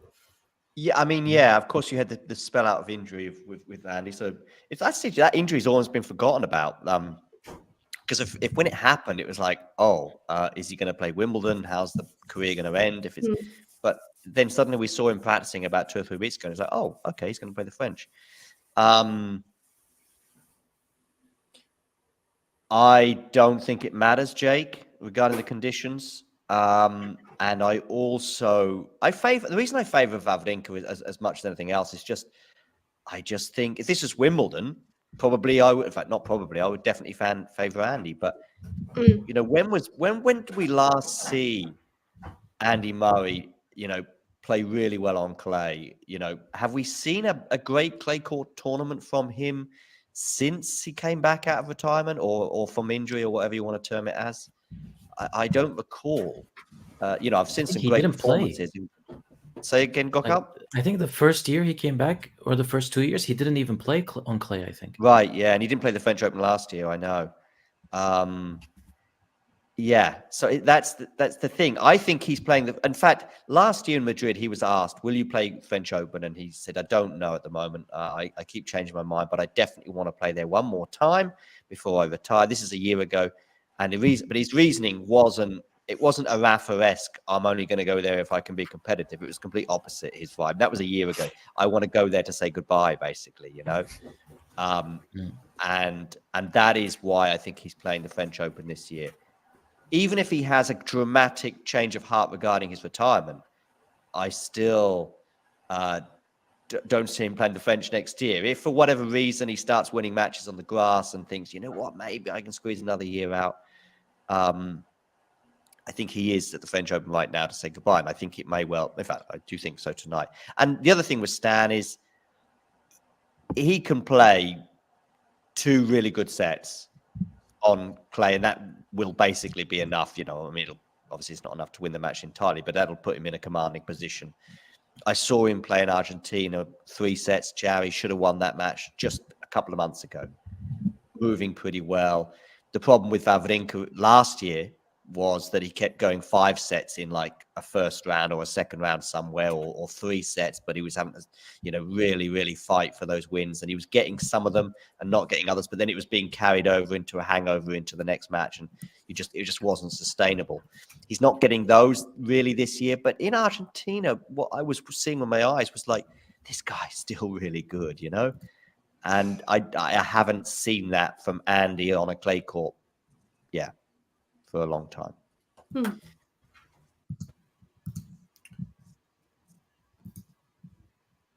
Although he did win. What was it that? Was it that? He hasn't done anything at the tour level in clay for. Yeah, but he won that. He won a challenger. He won 2 challenges last year on grass. The 175. Yeah. Oh yeah, he beat 175. He beat France somewhere. Tommy Paul, which I wasn't expecting. That was clay actually, wasn't it? Yeah, he beat Tommy Paul in the final. Yeah. So apologize. Yeah, I know it wasn't main tour, but yeah, I'd forgotten that. But then he won Surbiton on the grass. Jerome is off to Surbiton next week. Cool. I mean, Murray's got a bit more chance of doing something there. He's just. Don't forget, Eddie, he could be in a quarterfinal at the French Open, so he might not be it. I'm going to bet that he won't be, but yeah. So Humbert Sonego. Sorry, go on, Gakao. Humbert held again. Yeah. So he saved 5 break points in 2 service games this set. But I was just saying, Murray might just pull out of the tournament if he advances. Do a Federer. Exactly. And I think the only reason he came to Roland Garros was just to get some match play in before the grass season. Federer did. But he also he's playing the doubles, right? Oh, yeah. Oh, yeah. Olympics. So that may put the kibosh on Surbiton. I think this is because he probably wants to play Olympics for doubles, I think. Got it. Bronzetti's when does fighting. the doubles start? Don't know. Is it Tuesday? Not for a few days. Does it start as early as Tuesday? I think it's the men's doubles. I think it's Tuesday. I'm not sure. Yeah, I think so. I'm not sure it'll stop him playing Surbiton. Is all I'll say. Well, I mean, if he goes out, if it's Tuesday, he's out. Yeah, of course. Yeah. I don't even know. Is he on the? I don't know if he's signed up for Surbiton. I don't know. There's those lists that you can get for the challenges, but he is signed up for Surbiton. But... okay. They're playing Seboc, Wild, and Baez. So might be tricky.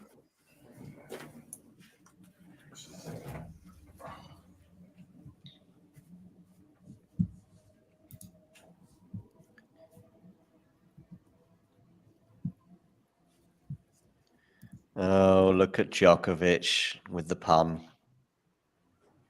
With a tweet here. We meet again, with this French spelling of we, of course. Yeah, very good now, very good. Yeah, Sonego's holding serve much more easily. It's 2-all. Okay.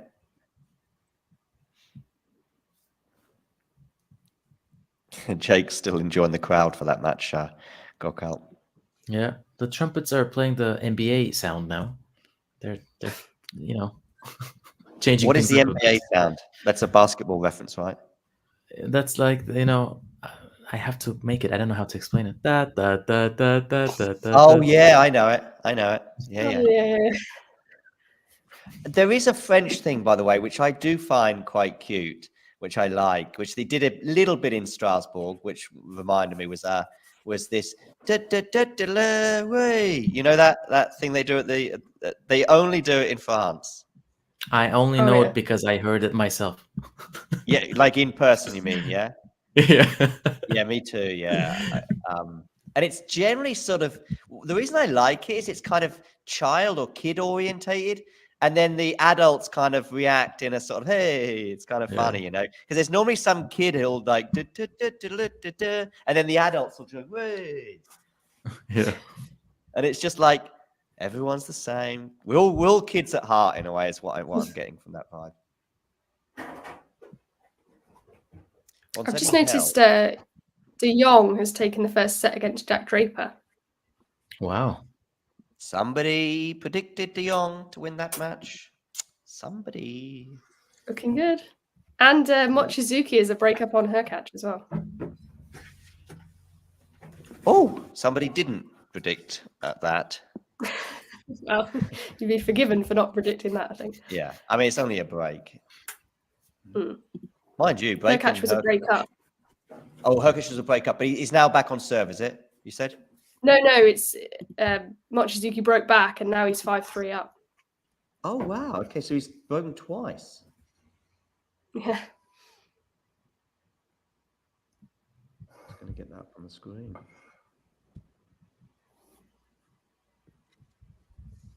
Yeah, I see. Wait, what? Her catch is in a spot. Oh my God. Yeah. Yeah. So much for her catch is easy draw. Yeah, I mean, wow. I mean, Mochizuki came through qualies. Yeah. But I mean, he got a bit lucky in the sense that because the final match against Bagnes had to retire. Okay. He was injured. I mean, not to say that couldn't have won, but you know. Yeah, I know what you mean. It's not quite lucky loser levels, but yeah. Well. Yeah, and apparently he pulled himself out of the lucky loser draw. He could have. He was one of the Bagnes. top players. Yeah, Bagnes. Yeah. Okay. So he was really injured. Yeah, I think he was pretty bad because he was. I think he was in tears in that match. Yeah, I saw his leg like a mummy. He was like all wrapped up like. Oh, wow, I mean, go Humbert, double faults on breakpoint this time. It's funny if so Eddie. So Sonego's broken. Yeah, Sonego's broken. Now has broken finally in his third service game of Humbert. 3-2. My Sonego analysis is looking frail. Some would suggest it never looked solid at the beginning. Yeah, Damien is not very. He's not a fan of Mochizuki. Is he not? What disparaging comments has he made about the Japanese? I don't know. He just doesn't like his game. But yeah, so it's kind of. Did he say that on a show, or did you hear it on somewhere? Or a tweet? And was you watching it?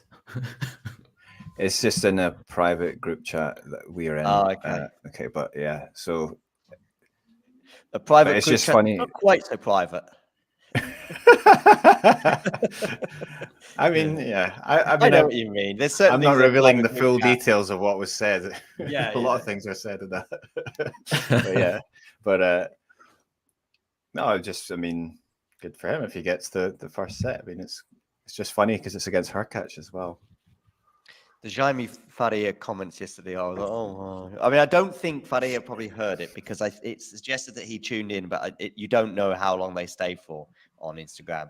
It just said that Jaime Faria has joined. So I thought, oh, okay, let's show Damien that Jaime Faria has joined the Instagram live. So I thought I'll show Damien that. And then Damien goes, oh, yeah, you did all right in qualies, but your last match was a bit, yeah.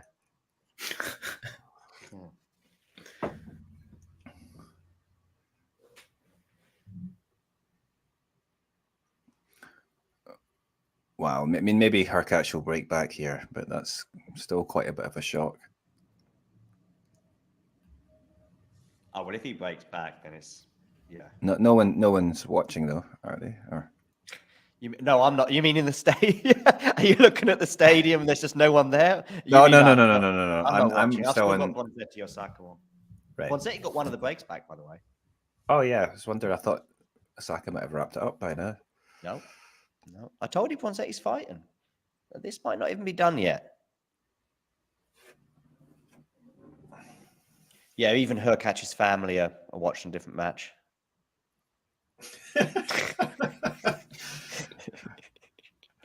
He's not even got his box there today because they're more interested in Draper de Jong.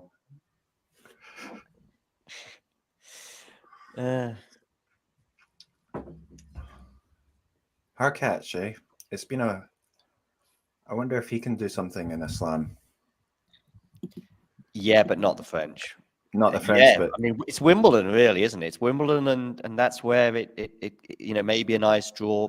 The problem is for him this year, and maybe this is going to be every year now, is that rather than just sort of keeping an eye on Djokovic and maybe just sort of hoping that something happens there.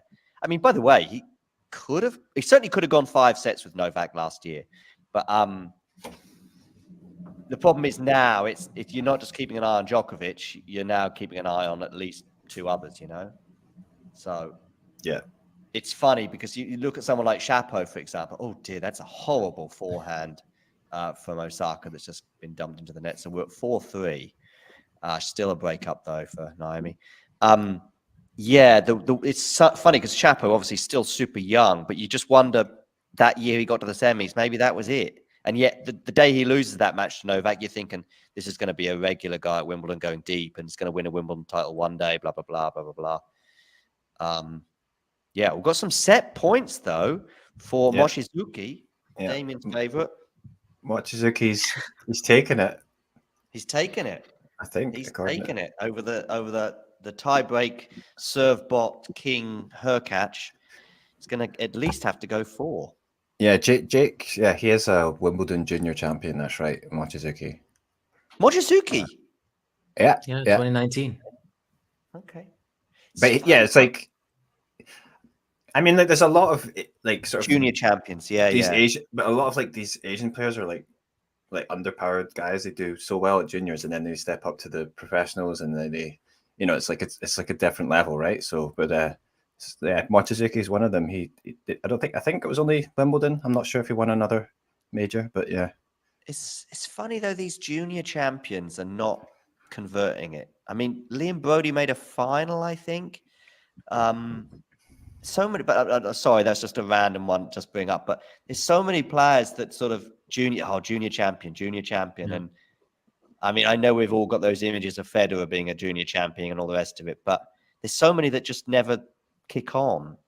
Yeah, and when they win, it's not necessarily their favorite surface as a pro. Right. Well, Iga, like Swiatek with Wimbledon junior champion.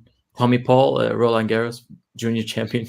Yeah. Now he's finding it. Yeah. I'm telling you, Bronzetti's coming. 3-4, love 15. 4-3, love 15 on Naomi's serve. Zhang's just broken Vukic as well, so he's serving for this match. Oh, okay. Thank you, Kira. Well, yeah, good for him to be able to get it done in 4. Don't think he would have wanted to go to a 5th. Yeah. Don't think.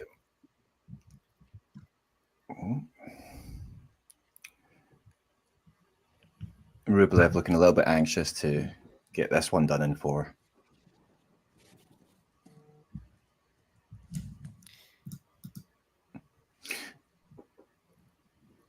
I was thinking like earlier about players that hit themselves, because another one was Putin Seva. Oh yeah. Was that in Stuttgart? Was it or Madrid? Maybe in Rome or Madrid. Madrid. I think I know what you mean. I saw it. Yeah, it's pretty. But Rublev is the king of that, right? Out of frustration or in play?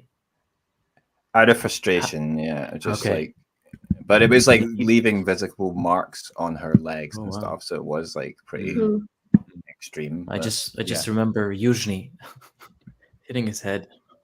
Oh yeah, I mean there's that as well. Yeah. That was he actually. That's like Hall of Fame. Drew blood. Exactly. Yeah. Oh wow. Manarino did that as well, didn't he? Ah yes. Yeah. More recently. drew blood here, I think. Oh dear. I mean, I sort of understand like racket smashing. Oh yeah. In frustration, but like hitting yourself just seems counterproductive. Yeah. Yeah, the French crowd right now in this match are the loudest I think they have been. Okay. Just Desperate to ahead get their of man back in it. Sonego starts serving at 4-3.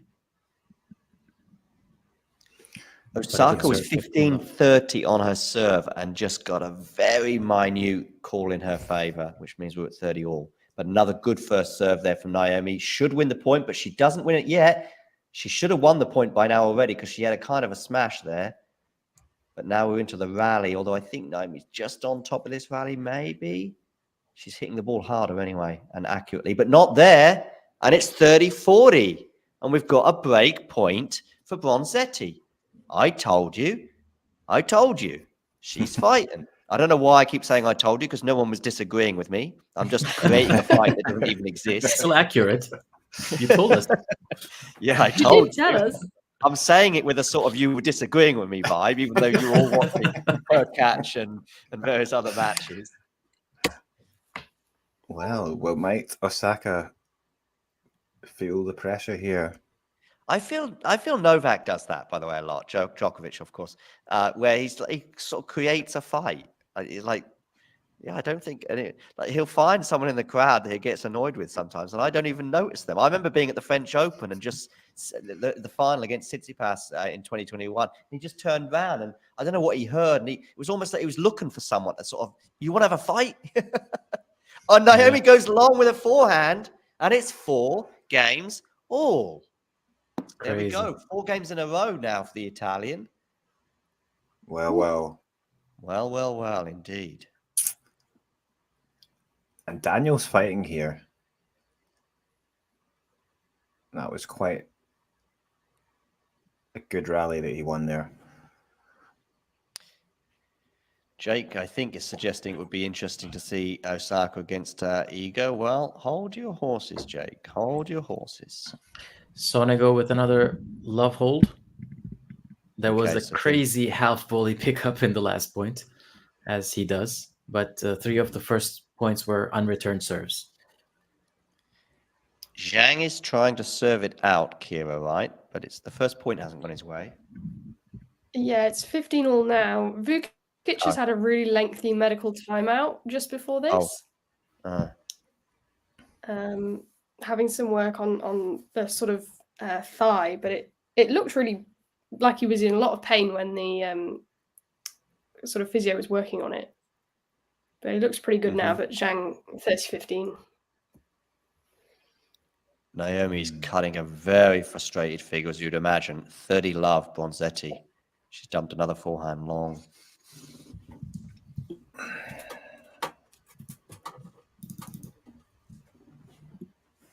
Naomi was just starting for me to build up some momentum on the hard courts.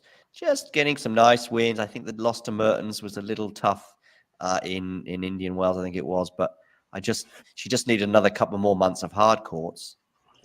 And I think she's gone along with that, but that was super close, and it's 40 love. Yeah, that momentum got stunted, I think, by the change of the season. Match point here. Got some match. Yeah, I was going to say, got some match points for Zhang. Yeah, and he's done it. Good serve, unreturned, and he looks, really pleased towards his box. And like we were saying, I think 4 sets there. He will be very glad to have got that one done. He would have expected to probably do it in straights. So. Yeah, I mean, he was a breakdown in the first set. He lost the second, and he ends up winning in 4. Eddie, that was a groan there, or was that a groan from you, Golkar? Someone was groaning. For me, Humbert just missed a smash. I think it might have hit the back fence. It's 15-30 as he's trying to stay in the match.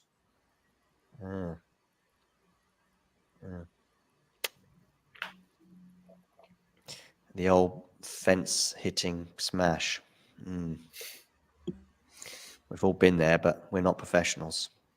Well, I say we're not. I mean, we know Eddie is because he had a hit this morning. But I say hit, but yeah. Did you hit the fence? It was just a little bit of a knock-up, actually. It wasn't really, I didn't even play a match. But yeah, looking, hopefully I'll be able to get a match on soon. The weather's pretty good these days here. Okay. I don't really know how the Seoul seasons are. Bronzetti's held, by the way. I mean, do you have biting cold winters and searing summers? I don't really know. I've never been to the summers are, yeah, it's sort of from one extreme to the other because it's sort of cold, dry winters and like minus something can be. And then like the summer's hot and humid and like actually hot. So 30 plus.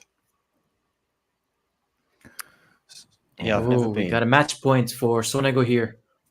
Oh. Humbert makes an unforced error after a long rally. That is news. 30-40. Oh, you go. Destroy my bracket.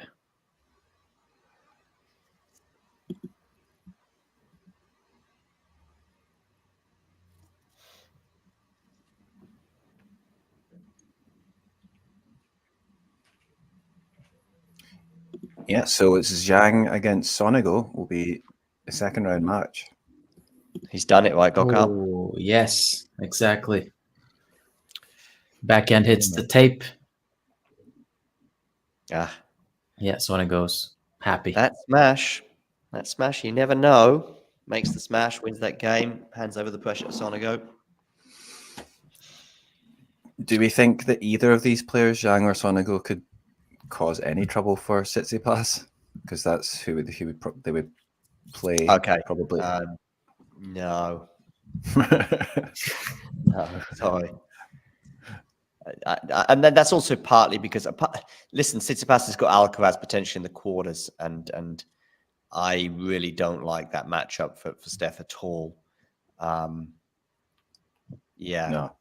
I don't see him turning it around in Paris. But before that, and in terms of Tsitsipas's form, if Tsitsipas was even Tsitsipas Sinner, I would give Tsitsipas a much better chance of winning. Bearing in mind their head-to-head is okay for Stefanos. In fact, I think Stefanos hadn't lost to him until there was a certain point in there. I don't know, but anyway, Stefanos Tsitsipas against Sinner is a decent matchup for Stefanos compared to Carlos. It's almost a tough draw though. Like Altmaier in the second round. Yeah. Guy who beat Sinner in this round last year. I loved that match last year. Maybe just in terms of viewing and just enjoying the match, maybe my favorite match to watch all of last year. It was a fun match. Not saying it was the best. It made our 7 matches of the year. But by the way, Naomi's doing really well on serve here, 40 love. Bearing in mind the momentum and all the rest of it, 5 games in a row for Bronzetti. Jake saying Sonego wins. I'll drink to that. I'm guessing you're not doing a night shift tonight, Jake.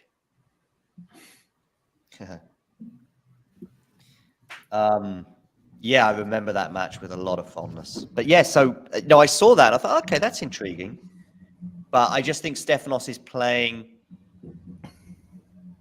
I don't want to go too crazy, but he's certainly playing better in this section of the year than he was back end of last year, beginning of this year. When he went outside the top 10, he's now back inside it. And, 2 finals in Monte Carlo and Barcelona, one of which he won, the more important one you could argue with obviously being 1,000.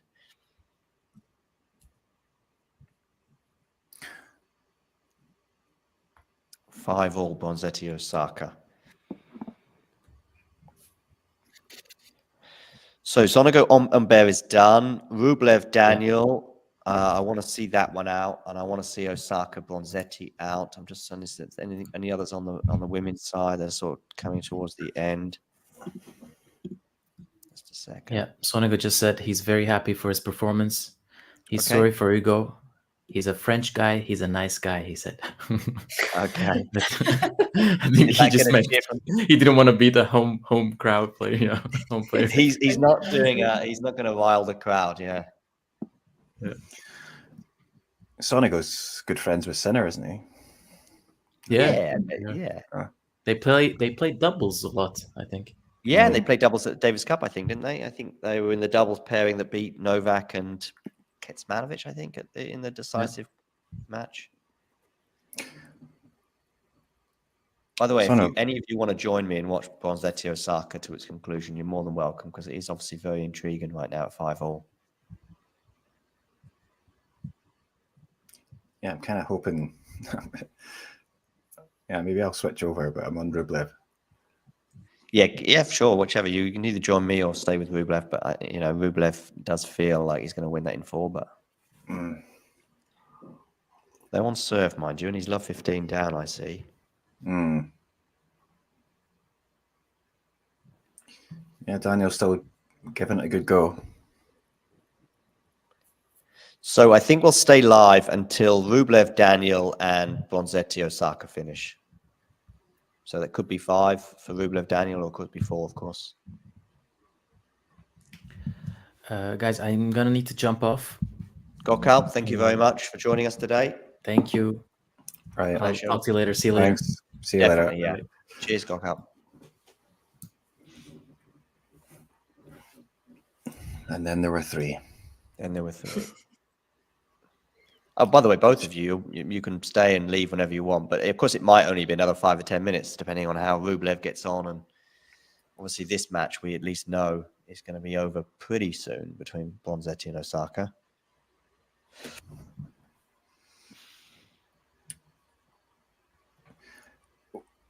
Yeah, well, we still haven't had any straight set matches amongst the men's. Right, yeah, they've all gone 4 at least, yeah. And perhaps, that heart catch one, unlikely to be a straight set. Yeah. I'd be shocked if Moshe did race. I'd be shocked if he wins in any way, shape, or form. But yeah, that would be probably the shock of the first round. Yeah, Kovacevic is up a break on Dimitrov, by the way. 4th arena break. I was just about to say maybe Dimitrov's match is our first straight set. Never mind. No, well, he might come and Draper's back. up a break on De Jong in the 2nd set. And I see Rublev has 2 game points for a pretty important 5-4 lead. Oh, a net cord goes the way of Naomi Osaka, and that brings up 2 break points for Naomi. 15-40, raising the voice. Still a first serve here, I think, for Bronzetti, because that clipped the net, but 15-40. You're right, John. It's so empty at Philippe Chatrier, isn't it? Yeah, I know. And Naomi's gone long. Yeah. But it's classic. It's classic. Probably Philippe Chatrier more than the other courts. But and I guarantee you could have gone on the website to try and buy tickets and you'd have found it a nightmare for the last 3 or 4 months. Maybe this morning or last night, you might have suddenly seen a bunch become available. Have you been to Roland Garros? Who, me? Yeah, or either of you. Yeah, I was at the 2018 men's singles final. Backhand here from Bronzetti, just a second. Funny bounce there, but didn't deceive Naomi too much. She's still in the rally here. Oh, and it's a break of serve. It's been some funny bounces today, and certainly that last rally. And a bit of dust, I think, in Bronzetti's eyes. But anyway, 6-5. So Naomi Osaka will serve for the match, which, bearing in mind, it was 4-love, and then she lose 5 games in a row. It's a real test of mental strength that so far she's coming through, Naomi.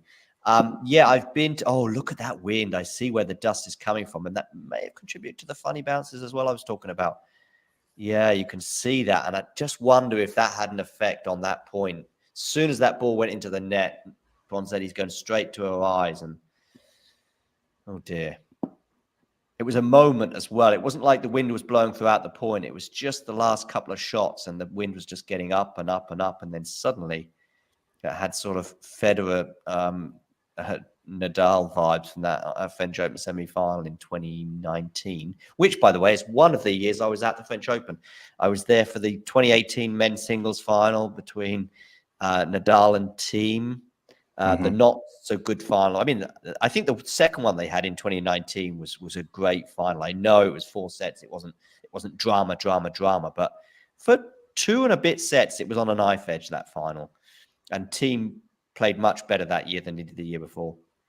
But I was also there in 2019. I saw the first 2 or 3 sets of Djokovic Thiem but of course it went over 2 days. And we were off. I say we. It was Jamie, myself. We were off to Portugal the next day to go and see the Nations Cup final in Porto. I think it was that year, between Portugal and Netherlands, I think. But anyway, yes, I was there in 2019 and 2018 and 2021. I was in the grounds in 2021. I had like a sort of a ground pass that you pay €10 for on the day of the semi-finals, the Nadal Djokovic semi-final 21. But I wasn't in the stadium for that, but I was in the grounds. And then I had a ticket for the final, the Tsitsipas Djokovic final. Of course, Tsitsipas up 2-0. And then I was back in 2022. I met Owen from Popcorn Tennis fame. All right. I met him in intentionally. Like, I mean, we'd been following each other on Twitter, and I think we'd had a few DMs and stuff. And I think I saw something that suggested he was Roland Garros. So I met him. I was at the quarters, the semis, and the final that year in 2022. So I saw the Nadal bashing of Casper Ruud in the final. So you've seen a lot. I've been a lot of finals and quarters. I was at the Zverev semi as well. I was at both men's singles semis in 2022. So I saw the Zverev, obviously the horrible that when that injury happened, immediately, I certainly realized this is not, a medical timeout kind of back massage kind of thing. It was like, oh fuck. And I shouldn't really use bad language on here, but there we go. And yeah, and also the final. And I was at the Casper Ruud. Naomi's got 2 match points. I was at the Casper Ruud quarterfinal as well against Holger Rune, which kind of became more well known for the fallout they had in the changing room afterwards, where Ruud made a few accusations about Ruud being quite rude to him, but we just can't imagine Casper being that annoyed. But anyway, 2 match points here, Naomi Osaka, 40-15. So yes, in answer to the question, I have been at the French Open, yeah. 40-15, Naomi Osaka down the tee. Decent return from Bronzetti, but again, she's into the net, Bronzetti. I was just about to say Osaka's up in the rally, as she so often is. She halted that momentum with interest after losing 5 games in a row. And that's a very, very good win for Naomi Osaka. They're 7-5 in the 3rd set. We're at 5-5. Sorry, go on. No, I was only going to say Osaka didn't want to know her draw either. So she apparently doesn't know that it's Iga next. Apparently. Well, of course, what we need is me to be at the press conference to go and spoil that. But I won't be. And maybe that's why. Okay.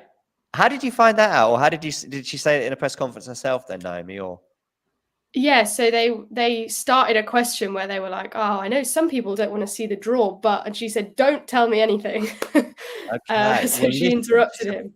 This is interesting because she's about to do the on-court interview.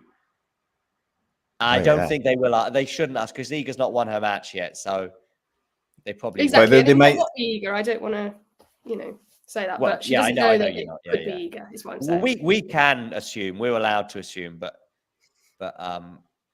go on, Eddie. You going to say something? Well, I'm just saying, like, they could say, like, well, they could. I mean, you might have a chance to play Iga, right? The Wimbledon winner. What's her name? The French woman who won Wimbledon a few years ago is going to do the Marion Bartoli. Yeah, Marion Bartoli. Thank you.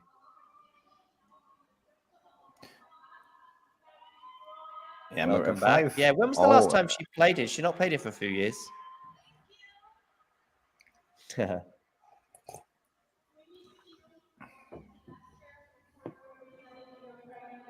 I really want her to say, how do you feel about potentially playing Iga in the next round?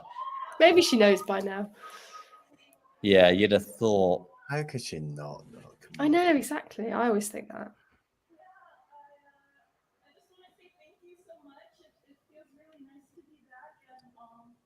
Wow. Go on, Eddie, because I can see Rublev is 2 break points for Daniel. Oh, okay. So we could be going 5. That was a very good return of serve from Daniel. And I mean, they're all screaming Taro, Taro. Oh. Oh. But he saves one of them, Rublev. Yeah, keep us updated. Keep interrupted, especially if there's a break. Yeah, Rublev was, at the start of this game, a really big outburst of anger. Okay. He's very anxious.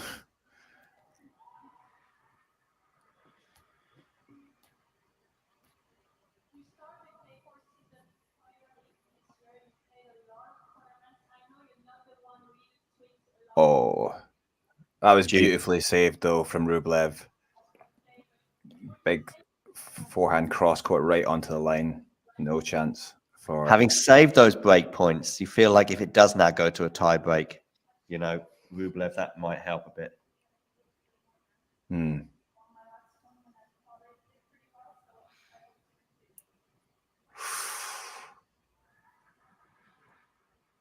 Oh, he's cutting it fine. Another one ball lands on the line. Okay, but he's got a game point now, yeah? Yeah, but Dimitrov broke back, by the way, so it's on serve against Kovacevic.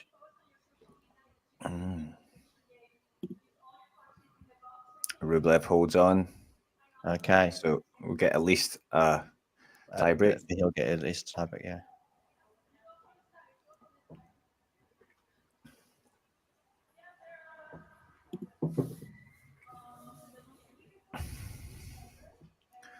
Yeah, it seems like Mochizuki is holding his own. Yeah. But that's at juice, though. Yeah, he just saved a break point. So you're actually watching the match? No, sorry, I was just watching the scores for a second as I was switching over. Right. But I might put that one on, yeah.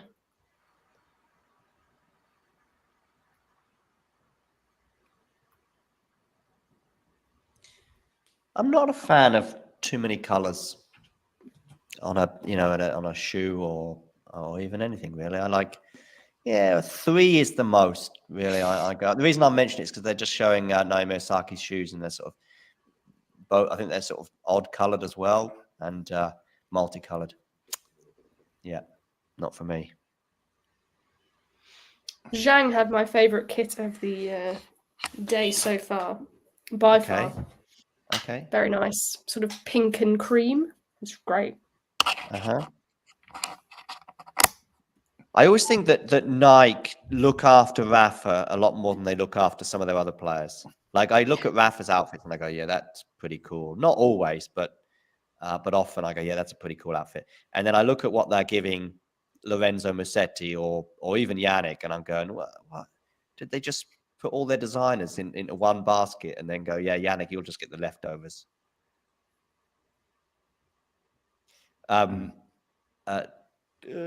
Mario actually has one of Yannick's t-shirts that I'm not a big fan of, but he's got his Australian Open one that well, not for me. But not his actual t-shirt though. That's just like the one that he wears. No, it's a copy or whatever. Yeah. I was wondering because Mario was getting up and friendly with a lot of the players in Rome, wasn't he?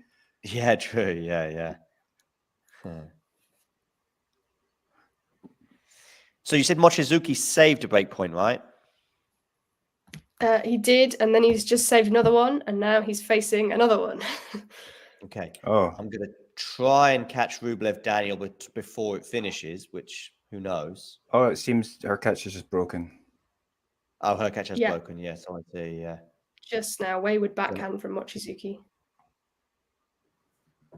I'm hoping for a tie break in this one, just so I can catch some of the action as much as I have. So I say it's 15-all, but it was love 15 on the Daniel serve. That's why I sort of. It'll be interesting to see how far our streams are apart, or maybe they're in sync, Eddie. We don't know.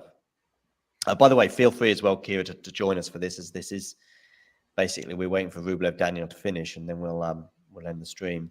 Forehand from Rublev to the backhand. That's a lovely backhand down the line there from Daniel. I remember you mentioned the backhand down the line a few times before. I think it was during the tie break, actually, when you mentioned that, Eddie. I think we're about the same point in the match. So yeah, 30-15, 3 hours, 9 minutes on the clock. Just past 2:15 local time. There you go. I knew I'd get a smile at you for that one, Kira. It's like clockwork. I just told Kira a couple of months ago already, I said, if you're ever short of anything to say, just say something about the background. And normally in the background, you'll see the local time and often how many hours on the clock. I think it was one of the first things you said on my first stream. It was brilliant. Yeah, I think so. You're certainly one of the first ones on your own anyway. 30-all, by the way, after a meaty return there from Andre at the feet. Novak-esque. I always remember that. Go on, Neddy. So I say it looked like Taro Daniel uses the racket that I use. Oh, look at you comparing yourself to the professionals. The Babolat Pure Drive, isn't it? You'll be comparing forehands in a minute. Yeah, I think he's copying my forehand. It's a good chance for Rublev there on the return. Of course, he wins this point. He's got a match point. I think he's going to win it. Yes, he does. Oh, it was a good. Daniel might be able to get a racket on that. Mm. He almost let that one go. I mean, I don't think he intentionally did, but anyway, so we've got a match point here for Andre Rublev. I'm going to talk us through this point because obviously it's pretty big. 30-40. Daniel to serve. I'm sure we'll get a elated response if Rublev. It's a good first serve, but what a return. What a backhand. He's going to win it there. Open court. Wow. To be fair, we had not perfect, but 3 or 4 really good. It's not very often you get a rally where the serve was great, but so's the return. And really, what else could Taro Daniel do but do what he did? But he kind of had to win the point outright from there because it was an open court for Andre. And Andre did very well. He did deal with that well.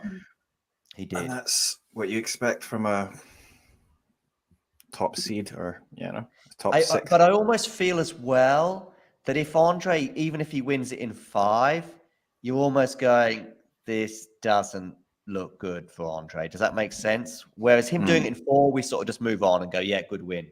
That sort of changes the narrative slightly. I mean, you got it.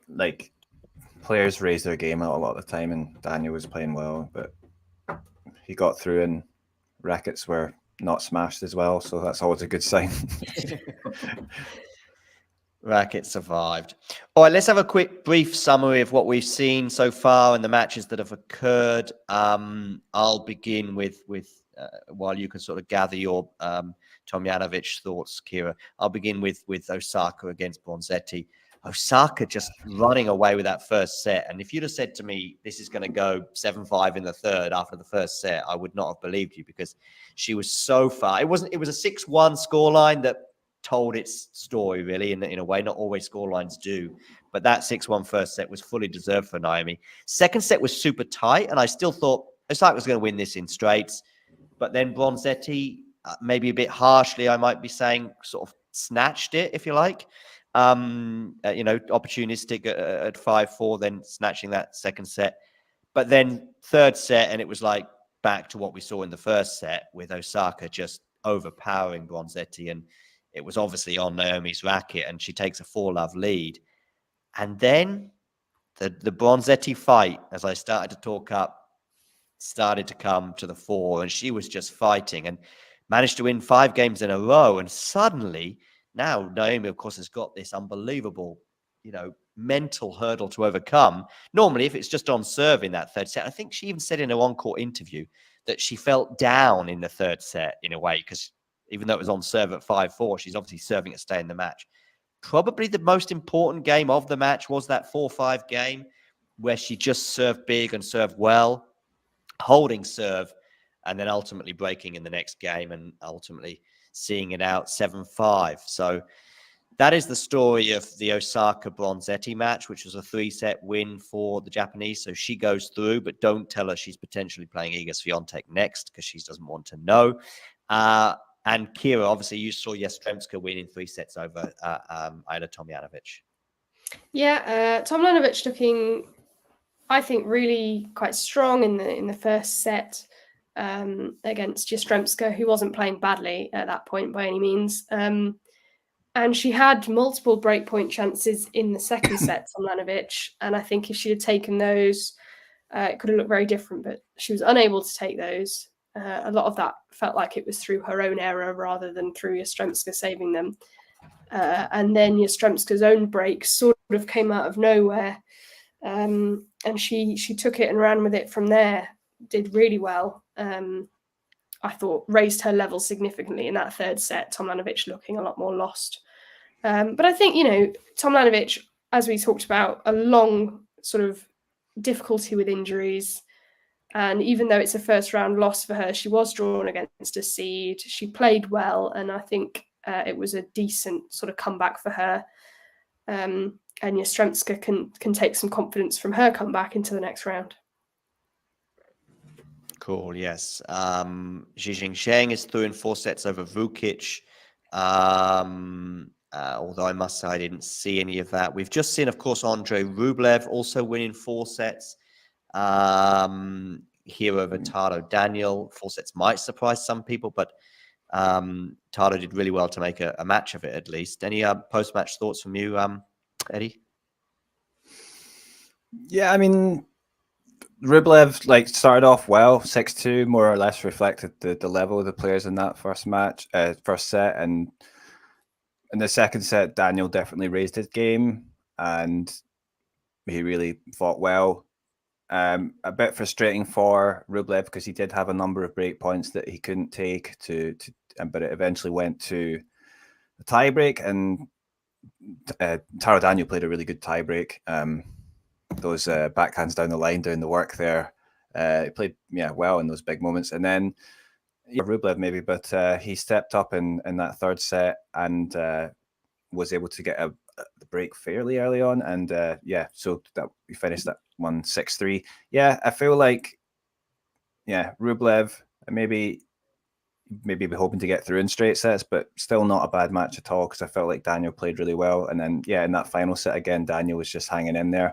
But Rublev was creating more of the breakpoint opportunities, and it's not really surprising that eventually he got the break to win the match and 7-5 in the fourth set. So, I mean, pretty good performance, I think, for Rublev, considering what Daniel did throw at him there, but he still managed to step up and take it as you'd expect him to do. So it's a nice little workout for him in the first round, and he comes through. So and it gets easier, I think, because he has to play Pedro Martinez or Tirante next in the second round. Yeah, who went to a 5th, by the way. They went to a 5th. Right. I think Martinez, you say a bit easier, I think could test. I don't know. I feel like for Rublev it would be okay, but I think not bad for Rublev. No, I think you're right. I think he will win, but I must admit I thought he'd win in straights today. But there we go. Dimitrov did win that first set despite being a breakdown to Kovacevic, and is already 1 love up and love 15 on the Kovacevic serve. Nakashima's through in 4 sets, and someone else who's also through in 4 sets is Lorenzo Sonego beating Hugo Humbert. I mean, that was a 50-50 clash, I think, for many of us. I did plump for Humbert, as we've spoken about before. But Sonego winning there in 4 sets. I didn't see a single point from it, but just going from what Gokalt was saying, it was a close match. The crowd played its part, particularly during the second set as Humbert made a comeback. There was a smash that I remember Gokalt telling us about that Sonego had when he was serving to stay in the match. It felt like a pretty important point, but unfortunately for the Frenchman, for Humbert, he smashed it into the back fence. And Sonego took full advantage and ended up winning that 4th set 6-3. Good news for those that have a soft spot for Hubi Hurkacz because he's got a set point. I mentioned soft spot because I've got Jane in mind. I know Jane is a Hubi fan. So she'll be hoping that Hubi can replicate the performance of another player that she has a soft spot for, which is Andrei Rublev, who we just touched upon there, winning in 4 sets. Draper de Jong, super tight second set at the moment between those two, with the Dutchman having won the first set. Thompson and Mata are just underway, with Thompson up a break. And I'll just finish by having a quick look back at the women's draw, just to finish off some results that we've had. Buskova winning in straight sets over Kudermetova. That may surprise some, bearing in mind Kudermetova's ranking at the moment, but her form this year has seemingly fallen off a cliff. Kira as well, mentioning in the Yastremska match. I almost forgot, of course, the first match I was paying attention to was Vekic Sorenko. And Sorenko, by the way, was up a break and was pretty. I think she was up a break on 2 separate occasions over Vekic, at least one occasion anyway. And she certainly looked like she was in charge of that first set, but unfortunately, at a crucial moment there, as you can see, 5-6 anyway, she ended up, unfortunately, pulling something. I don't know if it was a back muscle or a spasm or something, and unfortunately, she retired for what some may recall as being the 273rd time in her career, but I think it's 35 from what Eddie was saying earlier. Kostyuk did well to win that first set, by the way, because she was down a break to Pegossi, but she did win the first set. So she's certainly in charge of that match. And Wong beating Timo Favor also in straight sets. And I can breathe because we're going to bring this to an end now. Big thanks to all those of you that tuned in. Make sure you hit the like button. Also subscribe to the channel if you're new. We're trying to get to 10,000 as soon as possible. Probably it'll be around about Wimbledon time that we reach that mark, but you never know, we might get 9,000 during the French Open if we're very lucky, which will already set us on the way. So do click the subscribe button. Give Eddie a follow at Tennis Asia. Is that right, Eddie? Yeah. Cool. Yep. Give Eddie a follow on the socials, including the Instagrams that we mentioned earlier. Are you on the TikToks as well, Eddie? I'm not on TikTok, but yeah, you're too Instagram. Cool for TikTok. It's too cool for TikTok. But of course, he has got a podcast out there and YouTube channel as well, I believe, Tennis Asia. So you have got a YouTube channel as well, right, Eddie? Yeah, Tennis Asia TV. Tennis Asia TV. Yeah, there you go. Nice. That's got a big sound to it. I mean, it's unbelievable. You've got 3 words there. You'd have thought it would have been taken up already: Tennis Asia and TV. But you found that gap, that gaping gap. Yeah. So do give Eddie a check out as he follows. Unsurprisingly, Asian tennis. The clue is in the title. And also give Kira a check out on the socials as well. I'm not sure what I think your handle is at Kira Hancock's, isn't it? It is, yeah. Yep. And Kira will be bringing us closer to the action at Queen's in a few weeks from now. So that's something to look forward to, as Kira will be on the ground there for us in London. And but that's obviously the grass court season. Whose game star was Emma Jack Drapers on the ATP? Don't off the top of my head, Sean, very quickly, because you got this question in just before I finished. Whose game star was Emma Jack Drapers on the ATP? Solid serving, good Big backhand, lefty. The problem is, I'm thinking of lefties right now, and he's not Rafa. Although sometimes he's a bit, that lefty forehand is a bit sort of loopy-ish, which is sort of Rafa-ish, good net clearance. But I mean, he's not Manarino, that's for sure. So he's not Shelton. Not Shelton, not really, no. So you have to probably give us a few hours on that one, Sean, and we'll come back with an answer. So tune in to the next stream where Eddie and I and Kira are on, and we'll come back with a far more thought-through answer. All it takes for me is to say big thanks to you guys for coming on today. Thanks for having us. Yeah, thank you. And tune in for Murray Wawrinka later on, and also the last ball drops, which will be a review of the day's play sometime tonight. Like, subscribe, hit the notification bell, and speak to you all soon. Cheers, guys. Cheers. Thanks. Ready? Play. My name is Clara Towson, and I'm a friend of the show. Boom. I am Francisca George, and I'm a friend of the show. Perfect. Hi, my name is Susan Leemans, and I'm a friend of the show. My name is Zainab Sammaz, and I'm a friend of the show. Boom. Hey guys, my name is Sasha Vickery, and I'm a friend of the show. Boom. Hi, my name is Lloyd Harris, and I'm a friend of the show. Perfect. Hi, my name is Jasmine Paolini, and I'm a friend of the show. Wow, Jasmine, you got it in one time. Number 10, Marketa Vondrousova. Number 9, Sloane Stephens. Number 8, Beatrice Haddad-Meyer. Number 7, Yelena Ostapenko. Number 6, Madison Keys. Number 5, Danielle Collins. Number 4, Coco Gauff. Number 3, Elena Rybakina. Number 2, Arina Sabalenka. And number 1, Iga Świątek.